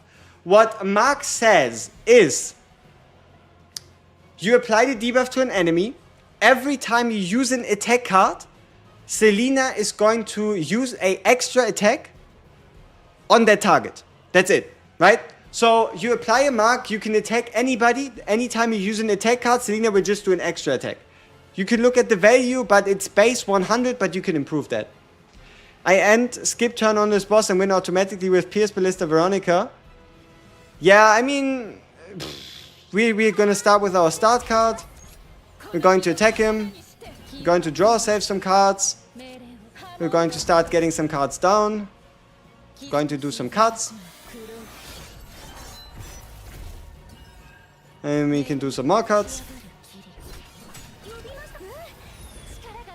We can probably get rid of the source of water.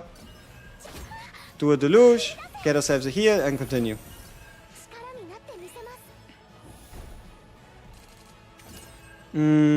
Alright, let's boost our damage. Get rid of material regeneration. Get ourselves some cards. And attack.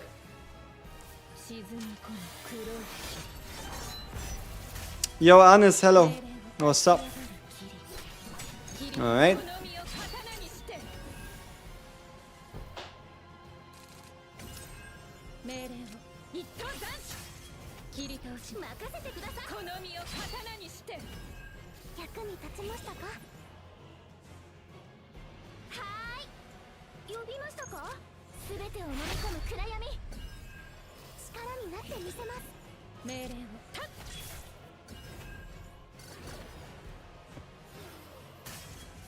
Faharu, would you remove cards from her? So which ones? You could remove the basic attacks, potentially. I don't think they're that valuable. Rin's second manifest ego. I wish it was properly translated, but I quite like it.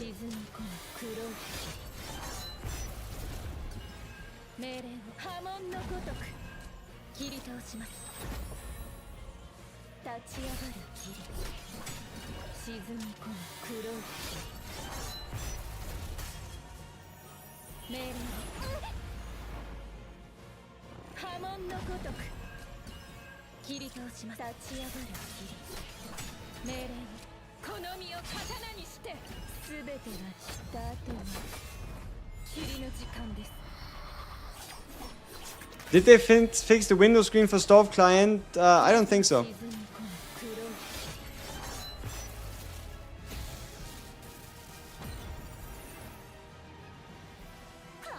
Hello, after the Selector, should you roll on the banner with the 5-star partner or not? No. No. Keep going characters and just pull until you can buy the characters from the shop. Stove takes more time to start than a game? I don't know, for me it's like pretty fast. We're playing on Stove Launcher. For me it's just I open Stove, I have auto login on, I click on start game, the game starts, I go in, I log in, I don't have a problem. The only thing you could complain about is the fact that I'm playing in windowed mode. Right? Because otherwise OBS would just fuck with me. I don't know. It's just... I ask somebody. I don't know. But yeah, that's I guess the only the only issue. But I've been playing on windowed mode for all the games I've been covering for years, because they all have the same fucking problem. So I don't even see the white bar anymore. They have Haru with 3 anchor shots that have 2-hit combo and 2 anchor pointers. Sweet. Ufuk Bali. 12k gems, 40 pulls. And you only need 30 for the normal banner for a 5-star. Should you just use the 30 to pull? No. Ufuk, wart einfach ein paar Tage oder eine Woche oder so. Und wenn du nicht warten kannst, ja klar, dann hol dir Hugo oder Malin. Alright, there's an app where you can move the white bar. I'm fine. The hour warning message, yes, I do hate the fact that sometimes I'm just in the middle of a fight and it doesn't allow me to play. That's kind of all about all that this truly does for me. It's like, come on, man. I just want to play. What use I can give to Khalib for gameplay? AoE damage plus shielding. I don't know. How long do you want to stream for today? I think we'll do one chaos run and then we end it. I don't even know if we'll win the chaos run. But yeah. Yeah, we basically go one chaos run and see what happens.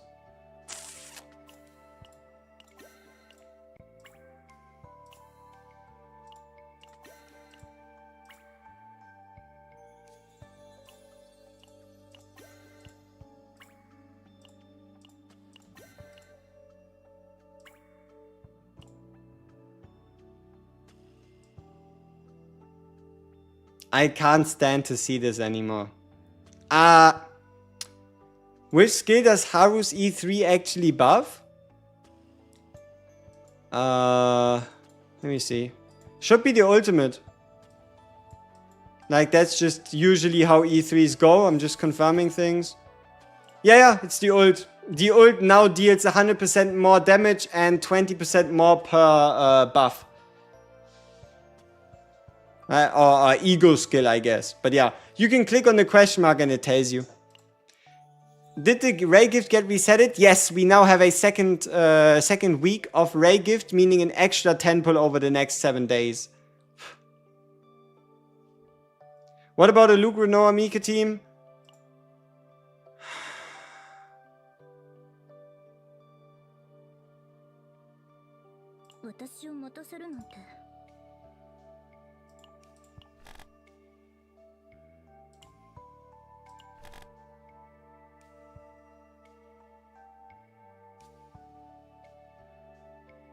I don't know. I don't feel like playing that.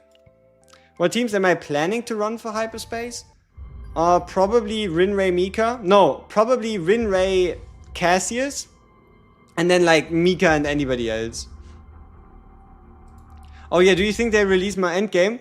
Yeah, there should be more endgame appropriate challenges in the first season.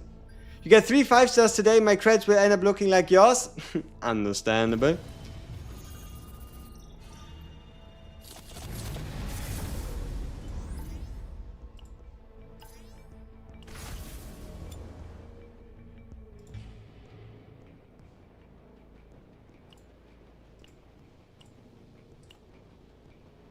You got mail-in thanks to the devs? Good shit. Who should you pull from the guaranteed 300? Khalib, Karen, or Renoa? Or save the guaranteed one? You can save him until you need it. Or you just go with Khalib. I don't know, right? Wife Rin is the best wallpaper by far. She's trying so hard. She's trying so hard to cook.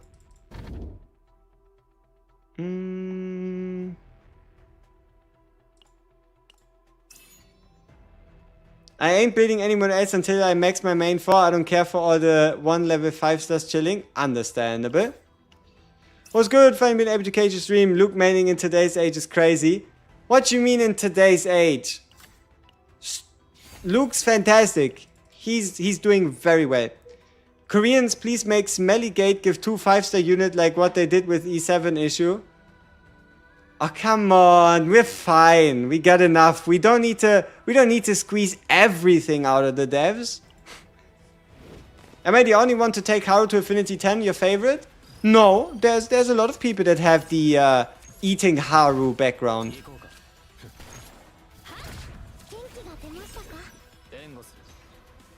Is there a reason to save normal pulls? No. Yes. If you want Haru, but you don't want her with your premiums. Because after Haru's banner ends, she goes into the normal pool. So, if you don't... See, this is interesting. If you don't like Haru, you better summon now. Because otherwise, getting one of the standard 5-stars is less likely. Isn't that crazy?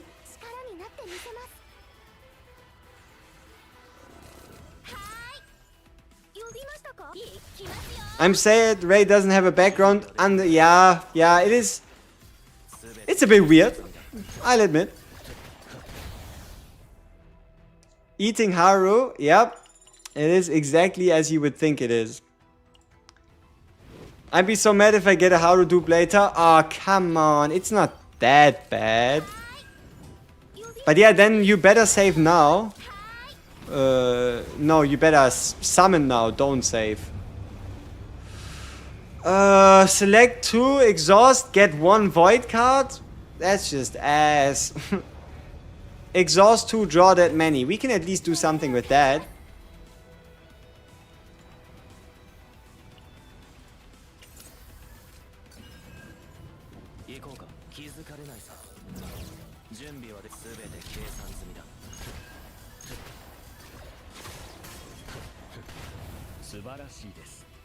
She's actually amazing, but you don't feel like building her.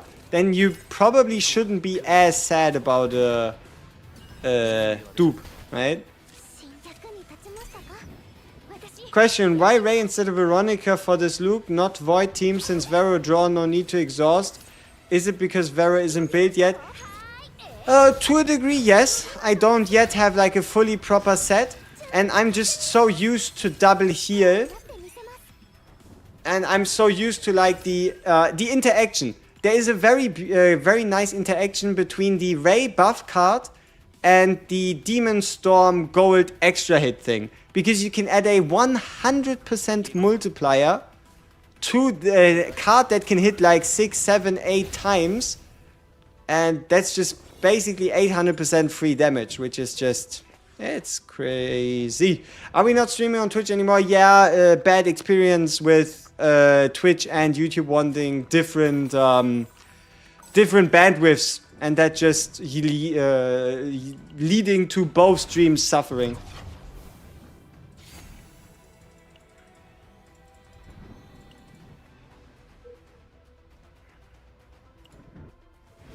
I saved my 1 multi for next limited, went it for it, kinda hoping for Khalid, but hit Haru, another 1 multi, now I have E1 Haru. Gamble 4 singles and got a signature, so I guess I'm building her now. Haru main. Is it better to take a Karen to E2 or get Khalid from the 300? It's always better to get a brand new unit than somebody's awakening until it's there, unless it's like your absolute favorite unit in the game. Otherwise, I would always recommend getting somebody new than getting a copy for someone you already have. But it is entirely up to you. It doesn't make a difference. No matter what you pick, your account will be fine. You have E3 Luke? E3 Luke. Get his partner and you'll have the most fun in the game possible. Like, just the concept of being able to shoot at minimum 5 bullets every single damn turn?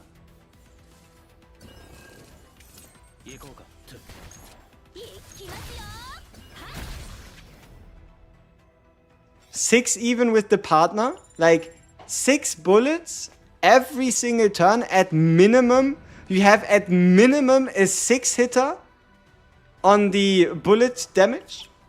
Like, what? You wanted Luke E1 or Veronica E2, got Hugo back to back? Tough.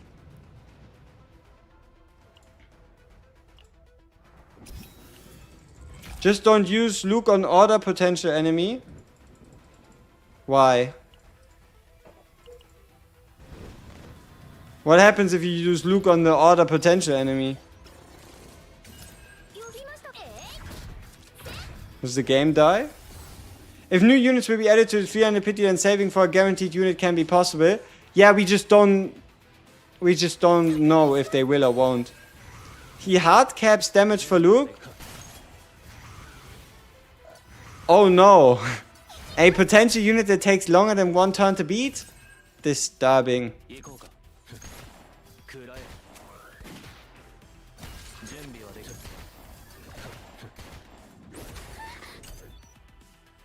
%0 on his bullets?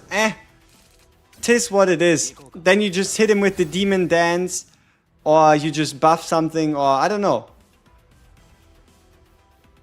3 bullets or 2-2? You reach 300 standard, should I go with Mei Lin or Rin? Pick whoever you like. Mei Lin might be more easy to be used, but Rin has very crisp sound design. Pick whoever's the like you like more. Demon Dance got capped to 0-2, give it a buff. Increase the base damage, I don't know. Is it good to build all characters? Getting everybody to level 30 is good. Getting everybody to level 50 leaves you broke and unable to progress. So pick the characters you like and build those, but don't build everybody at the same time.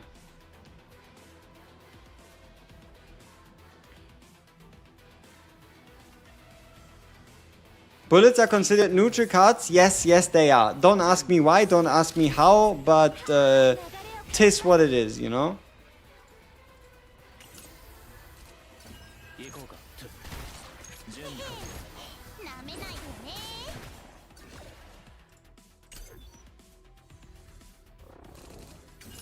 Is level 50 enough to clear Codex 10 on any combatant? Yes, on every combatant.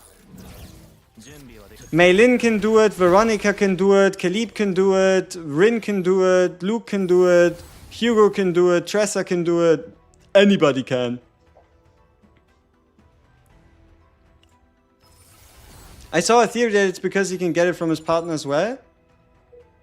Only things that do damage after 5 bullets are finisher round and single shot. Huh. What about creatures? You mean monster cards? Monster cards are neutrals, yes. What? I fully upgraded Luke's damn normal potential? I mean, normal potential is just the basics, right? Normal is basics, neutral is cards from the outside, and apparently bullets for no reason.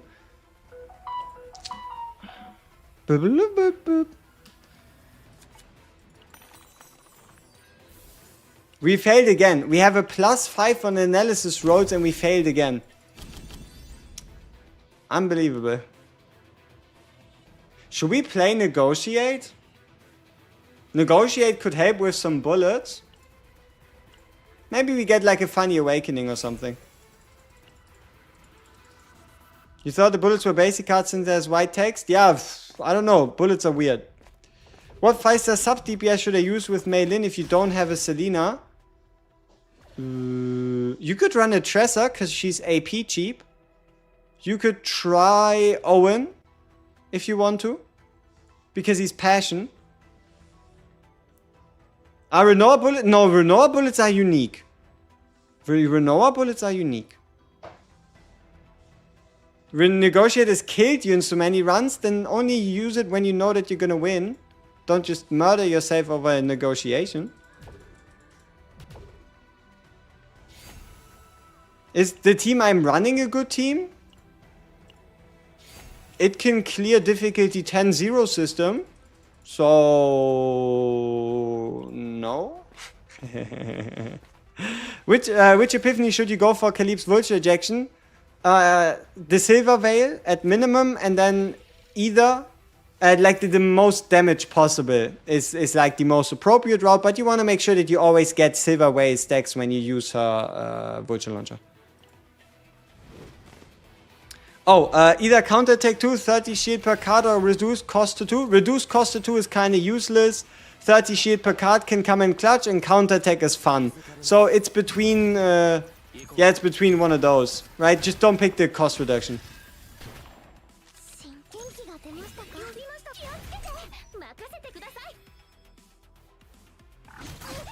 I'm pretty sure if the created card name has underline, considered as a unique card, if not just neutral. I don't know.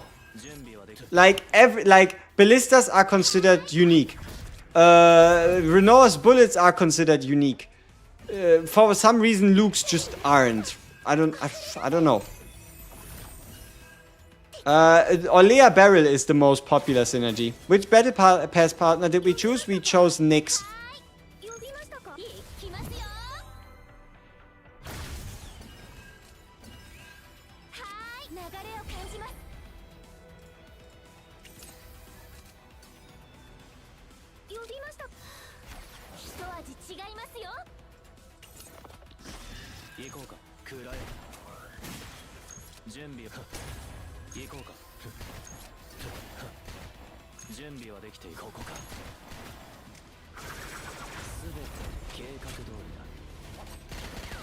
Initiative card is Outbreak of War.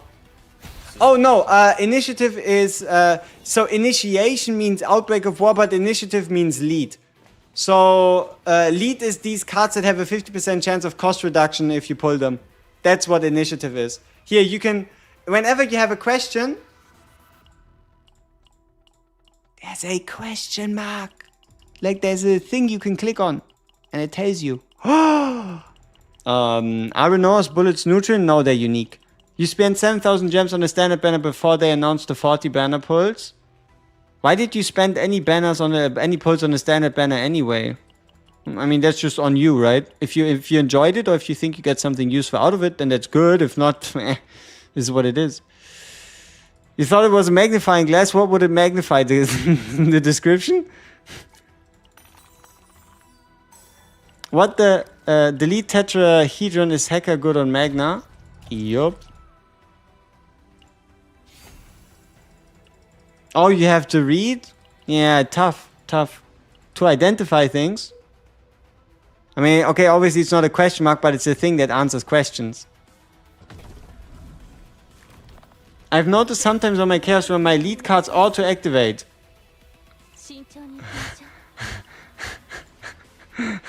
It is this item, okay?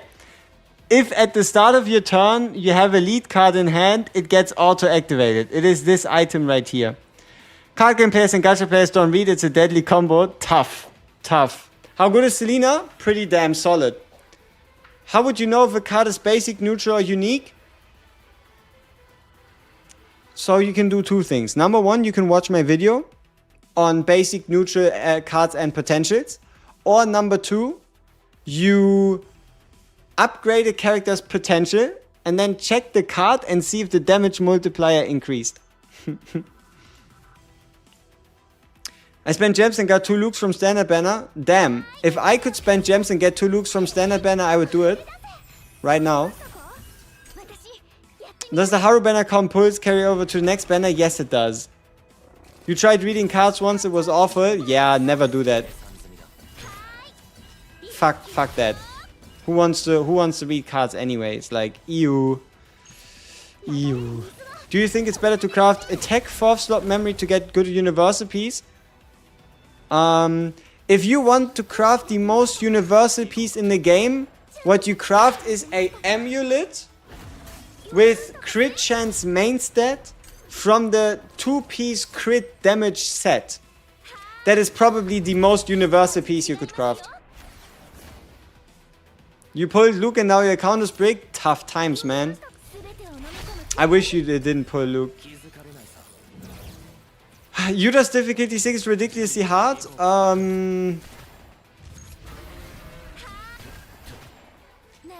Our Rin ate him for breakfast, but that is because my Rin is good.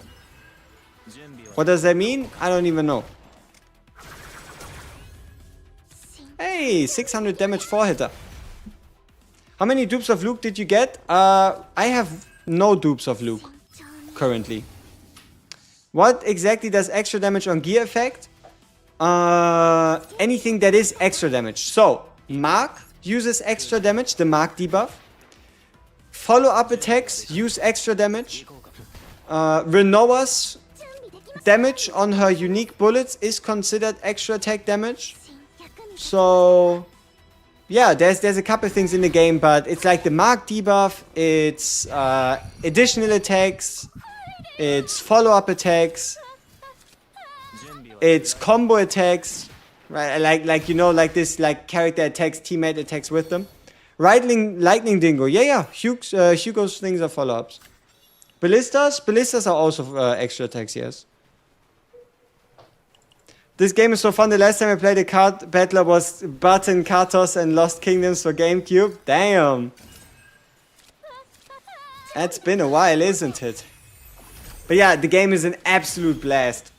It is so crazy, right? Have you ever seen so many controversies or problems with the game, but everybody's just like, and now what? And it's like and like, sure, the translation might be whiffy at times.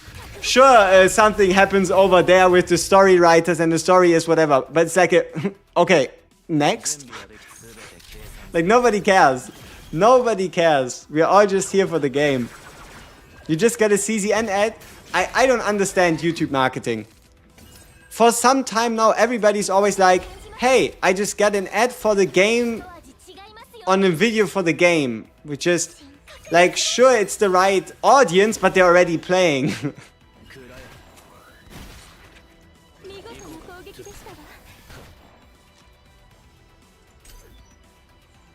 They have ads? Apparently. How much have I spent on my main? I think it's less than 4 digits. I mean, yeah, I'm quite sure. But, I don't know. Anything past that? Game reviews are high, unless we're talking about Korea. Apparently, the game reviews there is like a 1.2 on Google Play, which is like mega bad. Can anyone tell me, is Haru better with Khalib or Magna? It does make a difference. But you're going to see more synergy if you run her with Khalib. Because if you run her with Khalib, you can trigger the Vulture Launcher and the like. And Haru is very AP hungry herself. So you're going to see more of a return, if you will, if you run her with Khalib. Because there's more like interactions. Because both Magna and Haru can be quite MP hungry. AP hungry.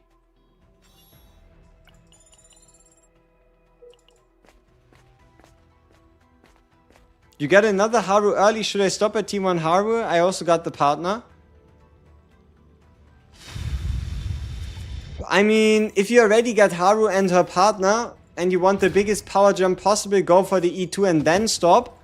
But if you want to save for future characters, which will release in just a week, then yeah, you better stop.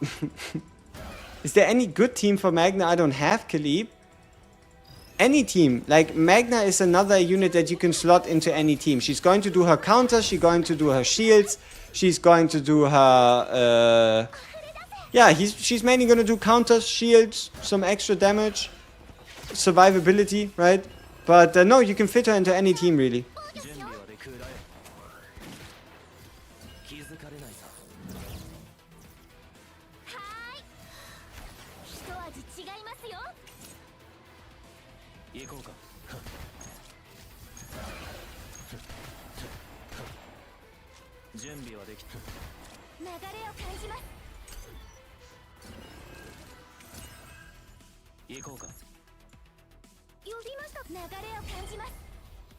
So is Malin 2 do good?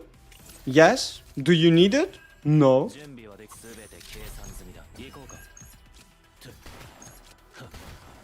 I hate these flying fuckers. I swear, I always lose on this damn event, and then I always need to fight these guys, and they're always so annoying. What's an enchanted card from Rosaria's Ego skill? A upgrade card. So a card with the green icon with the white lightning through it.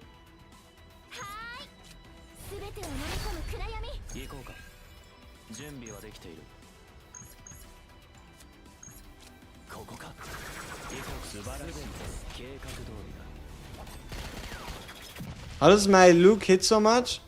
He's level 50. He has a Ray that can help him hit harder, but no, he's level 50. He has decent gear. And yeah. Yeah. What gear? I'm not yet able to build that set, so I'm running attack 2-piece, crit damage 2-piece. I haven't yet been able to get the pieces to build his, so I'm just running a crit 2-piece, attack 2-piece, so just two 2-pieces instead of a full triple 2-piece or even like a 4-piece 2-piece. Just haven't yet been able to get that piece, those pieces, yeah. Also, can this guy stop stalling us so long? Holy shit. Yeah, I don't know, it's so weird. They should have made it AoE, shouldn't they? The finisher round?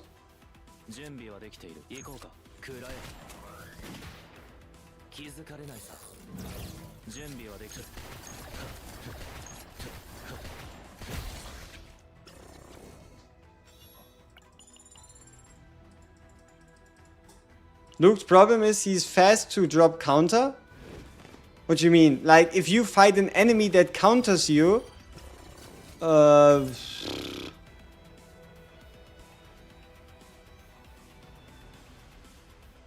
Yeah, sure. If an enemy has counters and you attack him 100 times, obviously you're gonna hurt, yeah.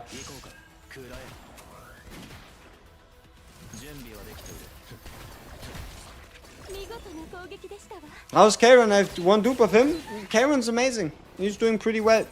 You can play him multiple ways. You can do some shenanigans with him. He has both AoE and single target damage. He has one of the fastest scaling damage combos in just, yeah, creating a whole bunch of utilities in your hand, using your ult, discarding all of them, doing big AoE damage and then hitting them with a black hole. So, pretty good.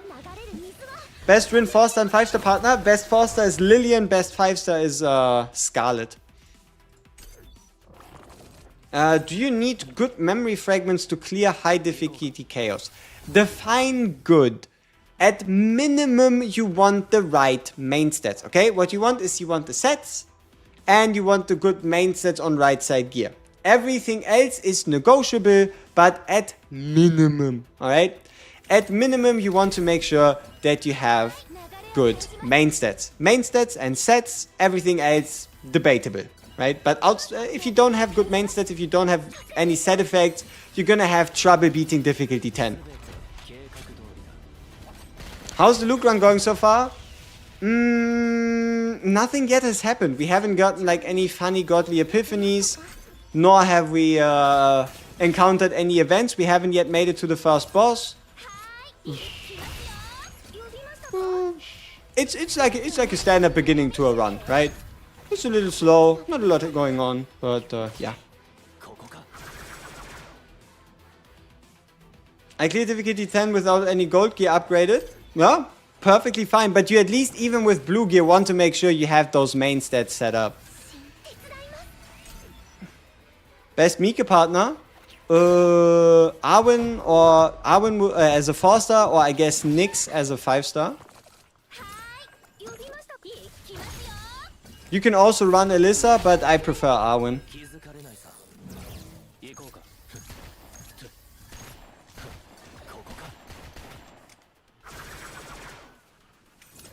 Oh, it's Cthulhu again.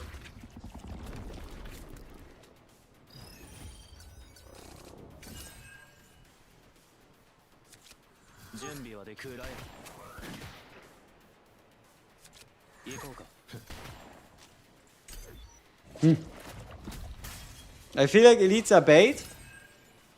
Not if you're hunting for a very specific monster card. Did she just hit us? I swear, the audacity from some of these people, you know? Yeah, it's not looking good. We're not pulling enough cards. We might as well try it and see if we can go. Apparently not.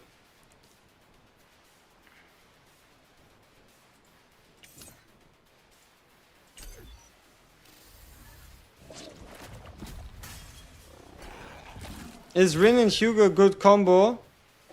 Yeah, extra attacks don't break her out of her stance, but I mean, it's not like a particularly crazy combo, you know.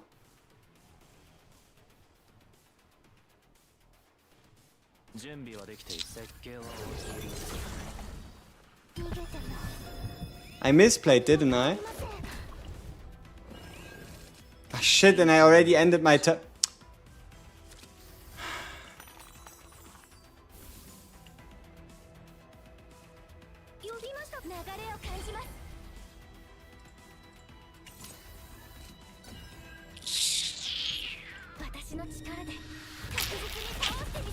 Best Chessa partner?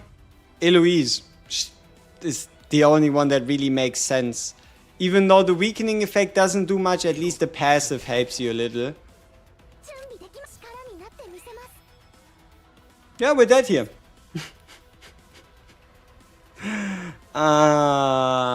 Yeah.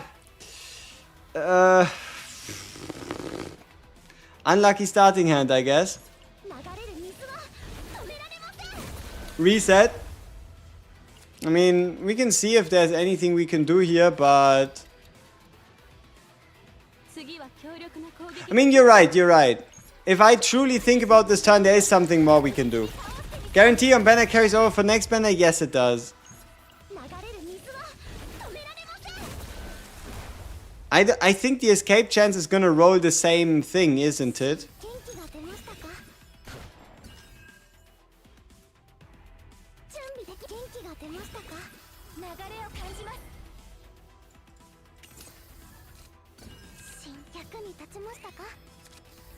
Should be a 3. No, 20. Oh, okay. I guess we're really not meant to die here yet. First time I ever had to flee from the fucker. Crazy stuff. You know, I would have thought... I think it's more honorable to die there. Like, I know you can flee. And yes, I get it. Not losing your run is valuable, but... I don't know. I would have gladly died there and been like, hey, 'tis what it is. I earned that myself. I didn't play well, you know? Ring Cassius Ray? Sweet. It's really to survive Judas Hitman. My Mei Lin is 60 with good gear and Veronica Mika 2 with really good save data. Just try to 2-turn him with a bunch of like attacks? I don't know.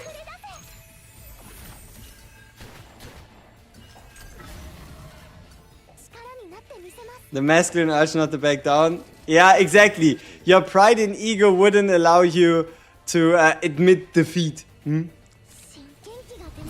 Whirlpool. Ew. All my homies hate Whirlpool.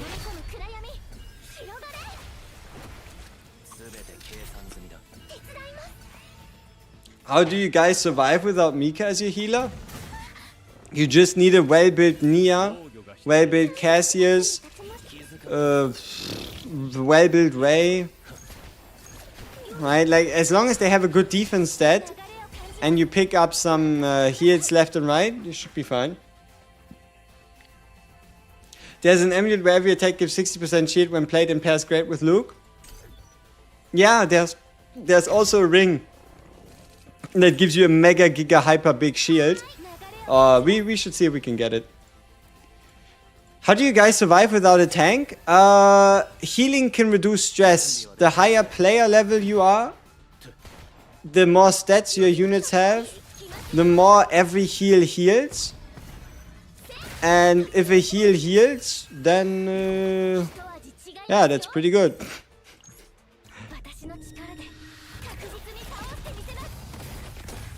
I think Luke's finishing round is really bad ultimate, unfortunately. It looks cool, but it's usually a dead card.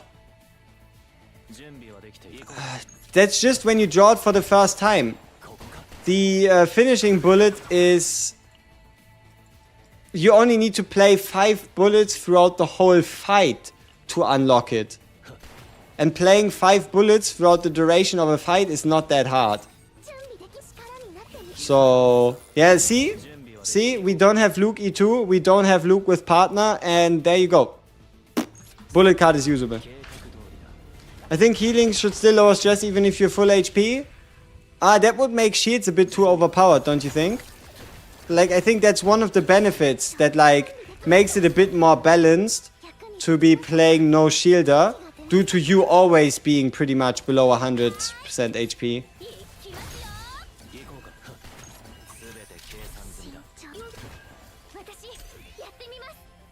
Can I use all your ethers for artifacts after 40, or should I save them for 50 plus? If you farm ether, like if you use your ether in 0 mode and you get 3 legendary pieces per run, there's nothing better to do, even on level 50. So it just depends on what you mean with farming gear, because you shouldn't be farming memory fragments straight up anyway. Shields are just so much better than healing at the moment. I don't think so. Like, I get the value, but I don't think the difference is that big.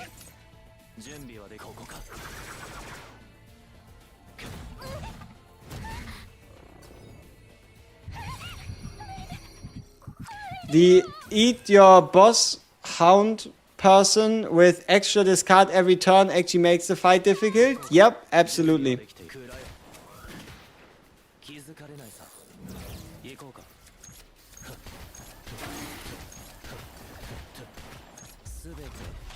What kind of team should I take into zero mode to build Cassius? I'm having a little trouble. Cassius, Mika, pick a third. I don't know. Cassius, Mika, Renoa can go quite hard.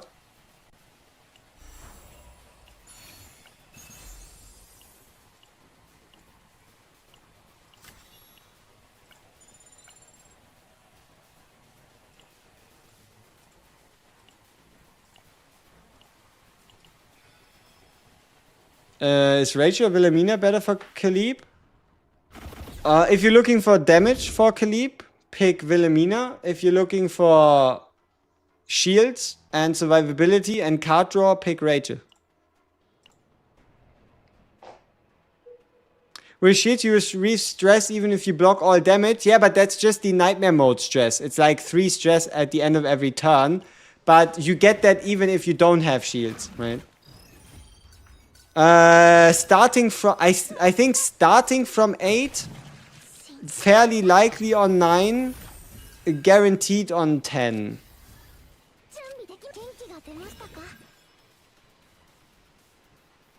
We did not play that optimally.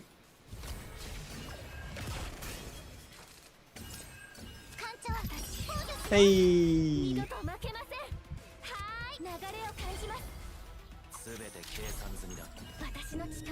Isn't it just a nightmare? You do gain stress even when blocking damage with shields, even in normal mode. I don't know, they might have changed that from the limited playtest, because during the limited playtest, so long as you blocked the full damage, you did not take any stress. I don't know, I never looked too much into it, I just know that you gain less stress if you block fully. Huh? That's just the way it goes. You also get stressed when enemies stand there menacingly. Understandable, right? They are looking very menacing and very bad and very dangerous. You hate fighting this guy? He can be a little annoying, sure.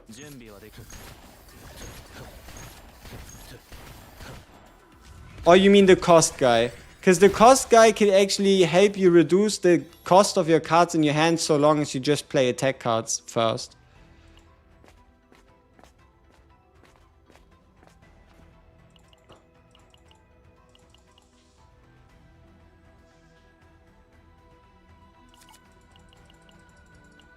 You hate the frog? Yep, frog is a pure DPS race.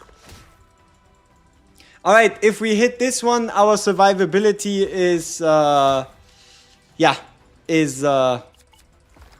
secured. So we want to hit a 7.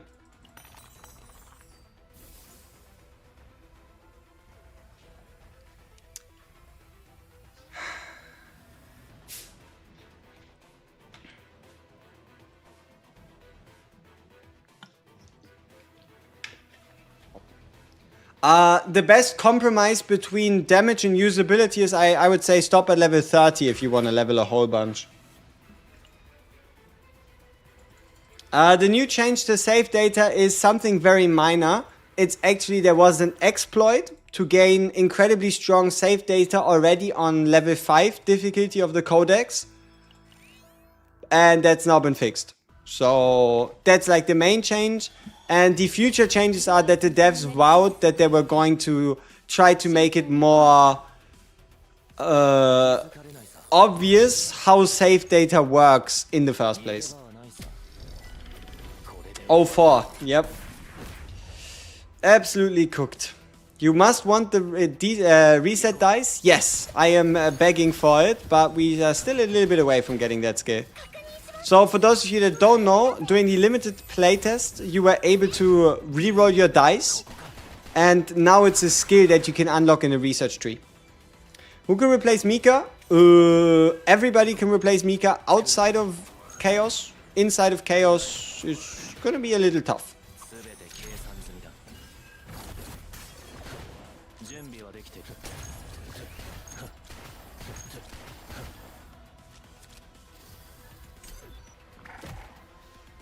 Oh, can we still technically get 4 copies from a character? Yo, absolutely.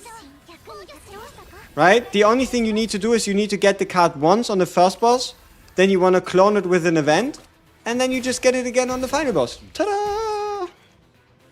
Did you already use the free 30 standard points? Yes, we used them on the main to get a mail-in that I can't build because I'm broke. And we can...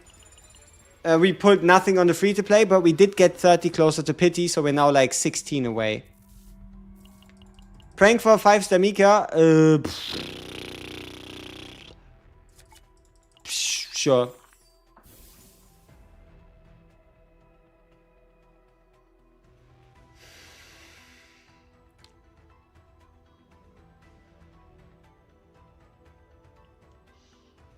Alright.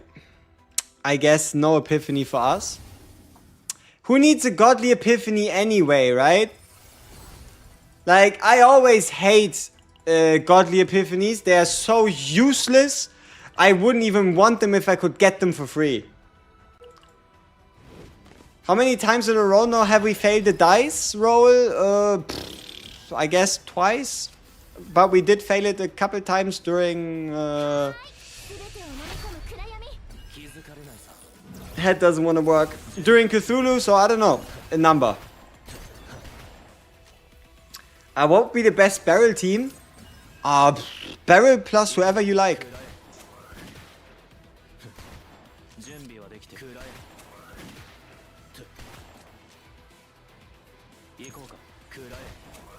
You can't tell me that the retrieve card isn't cool. And we didn't even have to use the final card. Yo, Knallkasten, what's up?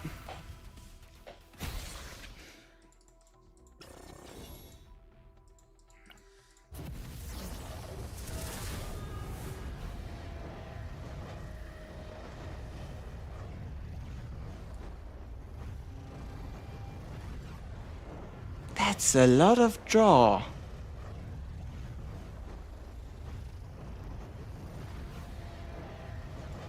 That's pretty good for a standard card. Draw 3, 1 cost, retain? That's pretty good.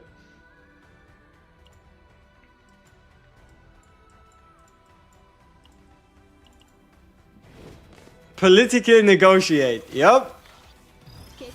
Yeah, I did say that I was gonna go for a negotiate godly epiphany, didn't I?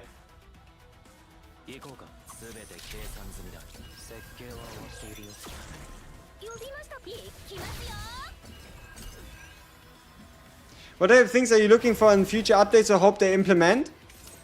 Something that's bothered me a little is the gear system. I would like it to be sets.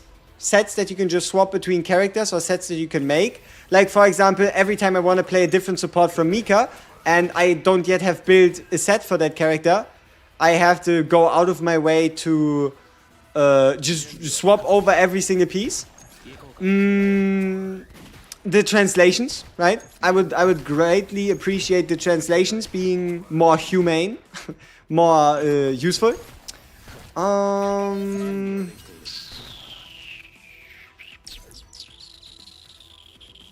No, and the rest is just nice events, something to grind for. Nice story. No, I don't care about story. Yeah, I don't know. Nice events. Oh, the characters.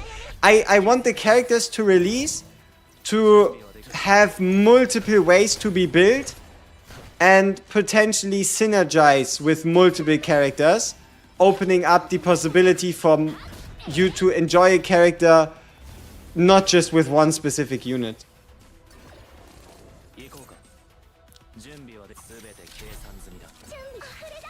I mean, that whole mind break adding basic stuff, that's just you not playing on high enough save data for the most part, right? How's it going? We're doing quite well, I think.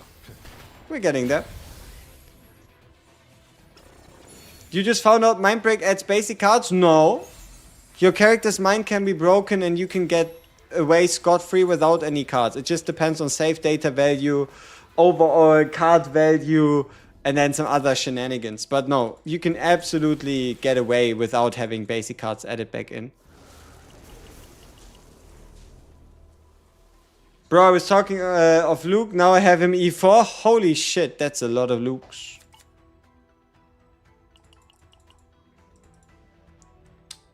It's a gold planet with level 86 and Nightmare. At that point, it's just bad luck. I don't know.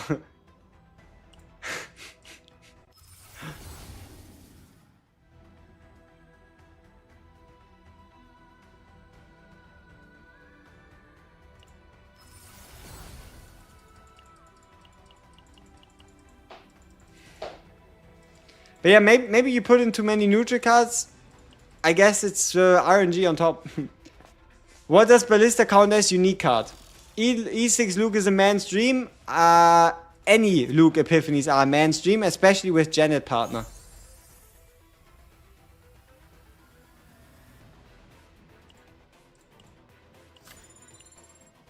We got the good Epiphany. It took us 2 tries. So yeah, I guess we did get the good ending, but we also have the bad ending.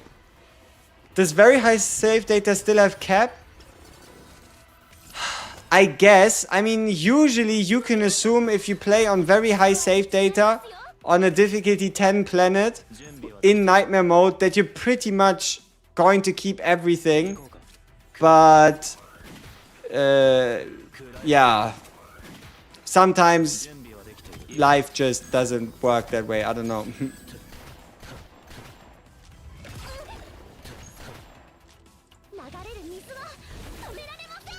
Retrieve isn't terrible, it's just not great.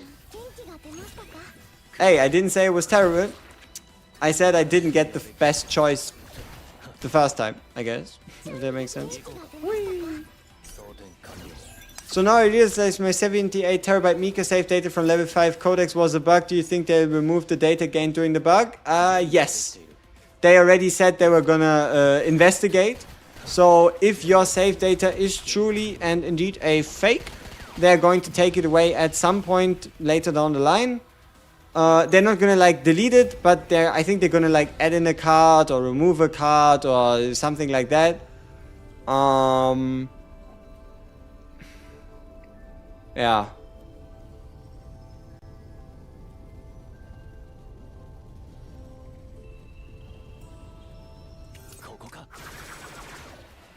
What card do you want to duplicate on a Caleb? Either Vulture Launcher or Rally, I think. Yeah, Vulture Launcher, so you have more Vulture Launchers, or Rally, so you can deck draw yourself more Vulture Launchers. And if that isn't possible, you're gonna copy the Great Sword Akia.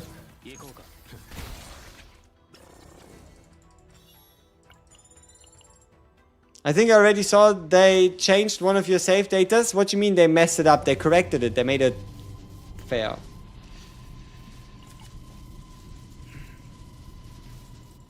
Why don't play Mika upgrade card first? You have max pot Mika. If you play her first, you get AP back. Because they didn't have to. It just did make a difference for my turn. Right? It's not that deep. That's kind of that way. What should you focus on after hitting 50? Character potential. Make sure you get the potential node for your main DPS.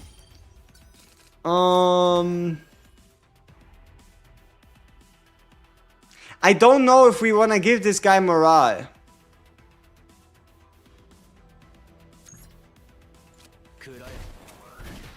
I don't know if that is such a good idea.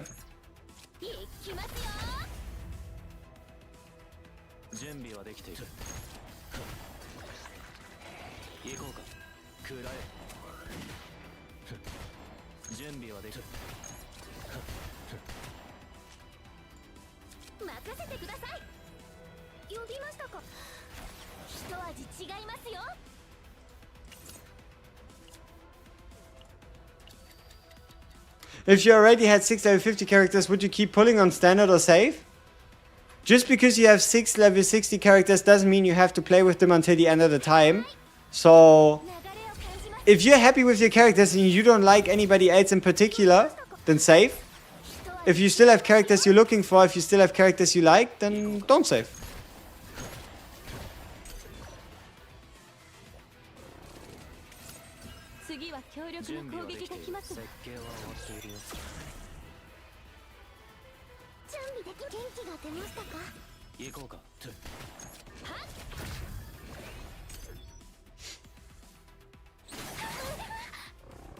Only Luke thinks casually killing the dog first.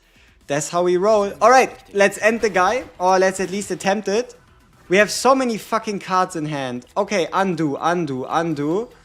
We need to play this properly. We need to get rid of some cards. Otherwise, we're not able to use all our bullets. So, wave. Rally. Cleanse.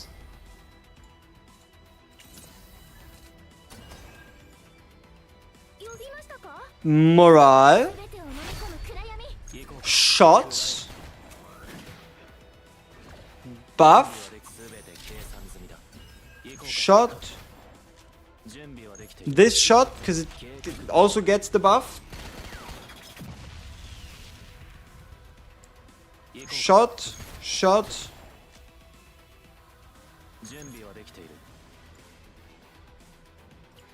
Gamble. We're gambling. We're going to see if we can get any more shots.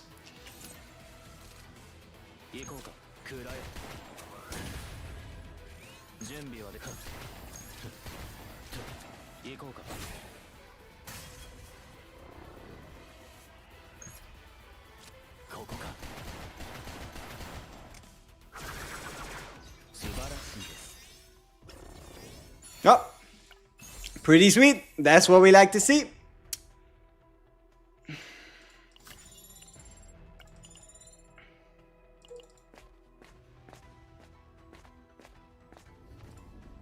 And it's E0.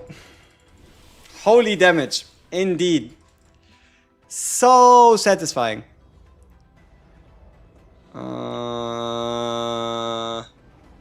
Okay, let's think. Epiphany. We do not have a single Luke card that could gain an Epiphany. We already have 4 Schizophrenias. It would most likely end up being a... Okay, it's a 1 card for Mika versus 2 cards on Ray that could get this Epiphany. When a card is exhausted, next card used plus 15% damage. I mean, I guess we could try a funny combo with the weapon there, and we don't have to take any stress. How can you tell if an ability is epiphanied? Number 1, basic attacks can never get epiphanied, water barriers, and then you look for this. You see this? Whenever there's an icon below a card, then that means the card's already epiphanied. So that's how you can instantly tell. You see, no icon below Whirlpool, Whirlpool still has an epiphany. A icon below Rally, Rally has epiphany. Icon below Tactical Analysis is already epiphanied. So you just check and see icon or no icon, right? If icon can't get epiphany anymore, no icon can still get epiphany. Just makes it easier.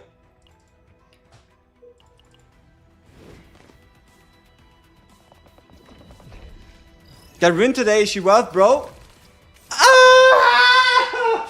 No! No! It's this garbage pile. Fuck! I wish we could turn back time. We should have taken another path. No, like, I mean, okay. So, chances are we die here.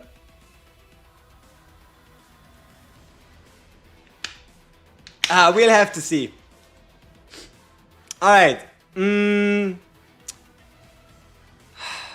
This starting hand is terrible.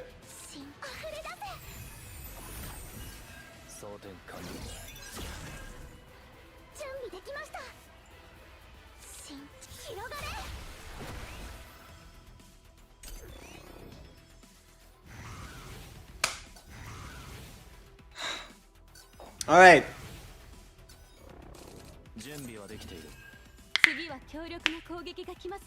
How much are you gonna hit us for? 1,000 damage. Okay, fantastic. Good talk.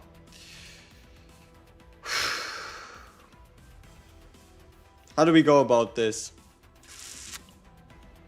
We probably redraw.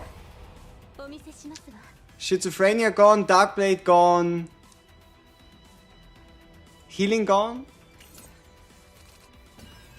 Okay. 0 cost. 1 AP.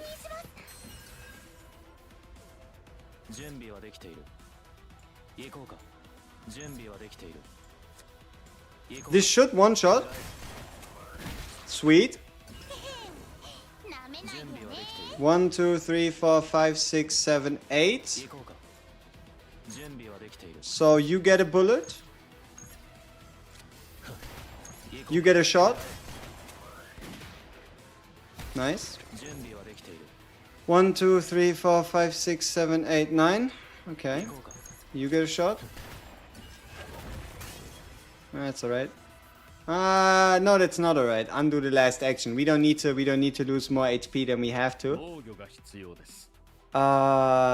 Okay. This doesn't, I mean, it one-shots if we crit. And it doesn't create a bullet. Yeah, okay, this has to crit.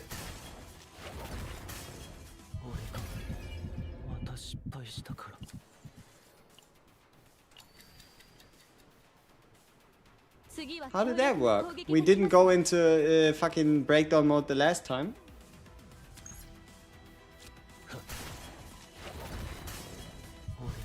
Huh. Maybe we try the other bullet. Maybe we try the other bullet.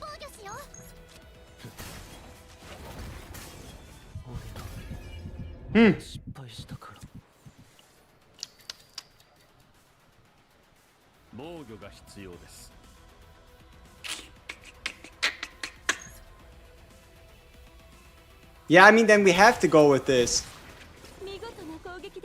Nice, okay.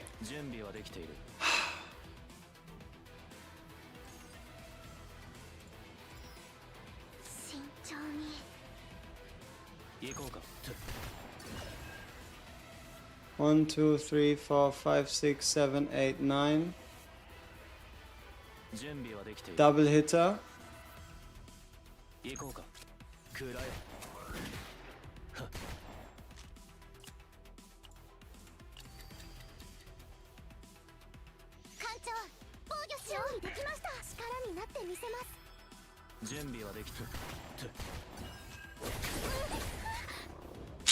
Yeah, this is probably as far as we go.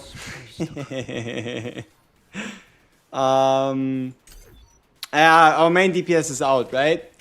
So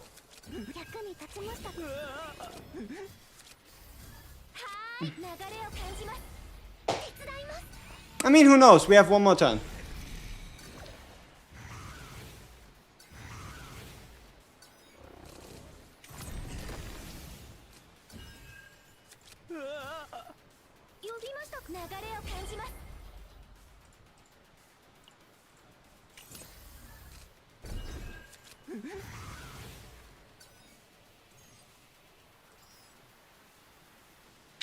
Tis what it is. Alright, thank you dog guy for ending this run. I do believe if we didn't have stress on Luke, we could have probably won. But it's what it is. So this is now my current record, 5-1. I won the last 5 encounters, now I get cooked. It just happens. But what you really want to do for the dog guy is you kill the dogs turn 1, because they only shield on turn 1. So at minimum they need to die turn 2. Then he's going to summon these dogs, he can summon up to 5. And he's going to hit you for 1,000 in between. That's just what it is. You just either have to get shields, you have to get healing. It is what it is, right? Tis what it is. And then you're going to get 1 or 2 turns during which he does not summon dogs. That's when you attack the guy. The moment he starts summoning dogs again, you kill the dogs turn 1, at minimum turn 2, and then you rinse and repeat. If he hits you for more than he can heal or shield, you're over. If he doesn't, you've won. Which one is a good and free-to-play support for Rin? Ray and Mika. And if you're talking about partners, Lillian, Forster. Yeah, he'll summon again in 2 turns or so, but he only gets 3 stacks. Right? You can still outlast. You can still outmaneuver. You can still outdo the guy. Right?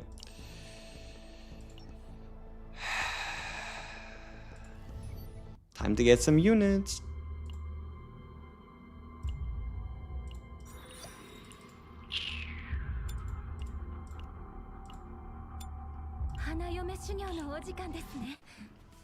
Can you make a boss guide video? See, the biggest problem is finding all these bosses, you know? If only I had the gameplay to show alongside of it, I could yap about every boss and how to deal with every mechanic. But I don't have clips of every single boss, you know? So that's like my biggest hurdle. I would have to go and play the zero mode. Then every time I encounter like an interesting enemy, I would have to talk about them. And if I don't encounter them, then yeah, what am I meant to do? Right? What difficulty was the run? 10. Why not escape instead of staying for the killing blow? Doesn't make a difference. As far as I can tell, it doesn't make a difference if you stay or if you get killed. You at least get a funny animation if you stay. You don't get anything if you leave.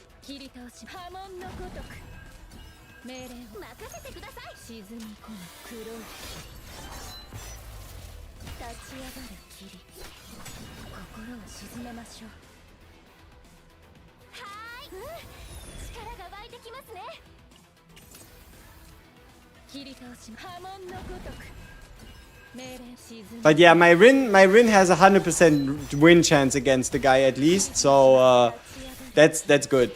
My Rin is my only shining star when it comes to the dog person. He's annoying.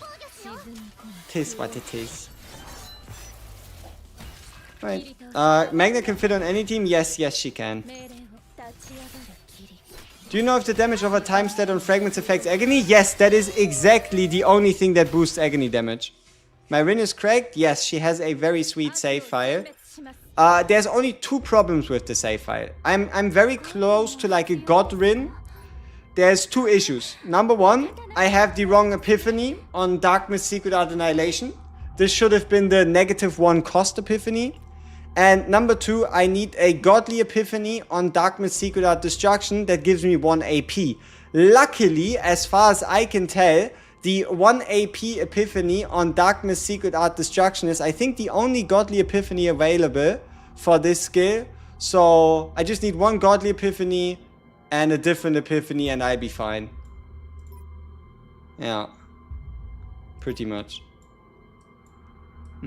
Something similar to this. Right? Like draw a card plus damage plus AP. Something similar to this. Just a bit different. Oh. This one's pretty alright. It just unfortunately only has 2 Dark Mist Secret Art Destructions and it sadly has 1 protection. So at least 1, yeah, 1 basic still. You just cleared Dimensional Twilight fully, you're so happy? Nice. Doesn't attack make agony stronger? I mean, sure, yeah, base attack obviously. Base attack obviously improves agony. It's just like... What I meant to say is... The only thing that damage over time stat currently makes better is agony, because it's the only DOT we currently have. Best world to farm save data for? Any world, honestly. It depends on the character you play, it depends on your familiarity with it, but until we have like a full overview of which items are like incredibly good on which character and which events you are more likely to encounter where, any planet does. Because every planet has a boss to clone a card, every planet has an event to copy a card, and every planet has a second boss to clone another card, and that's like the basics, right? And then you have like godly epiphanies, some shiny mythic gear in between, you know?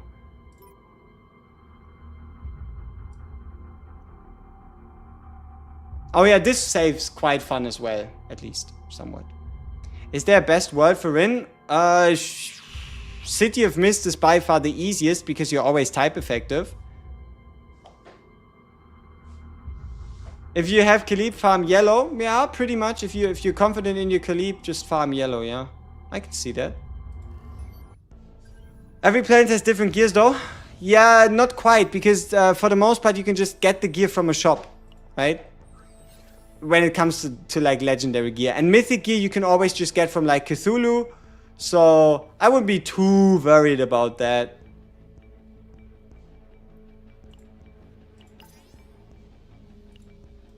When should you stop investing on a sub DPS? Once you hit level 50, I guess. Or if it's Veronica, might as well just bring her to level 60.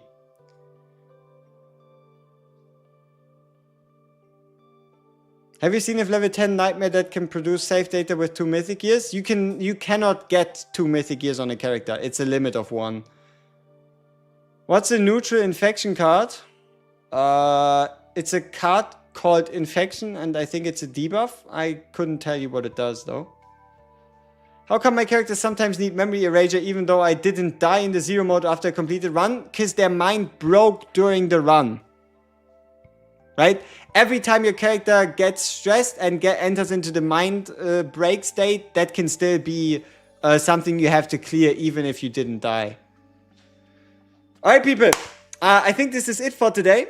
As usual, I appreciate you all stopping by. I learned from recent times that I should ask right now. If you want to see any more of these streams, if I helped you in the past, or if you're looking for more videos and stuff, consider leaving a subscription, sub, whatever the fuck is free, right? Who cares? And outside of that, it's been a pleasure as always. We see each other with another stream tomorrow. I'll come up with a video idea or two. And yes, it is the same Kayron from E7. Kayron! Woo! Big Kayron. So yeah, thank you all so much for joining, and yeah, let the zeros be plentiful. I don't know. I hope you pull some 5 stars, and yeah, don't go broke on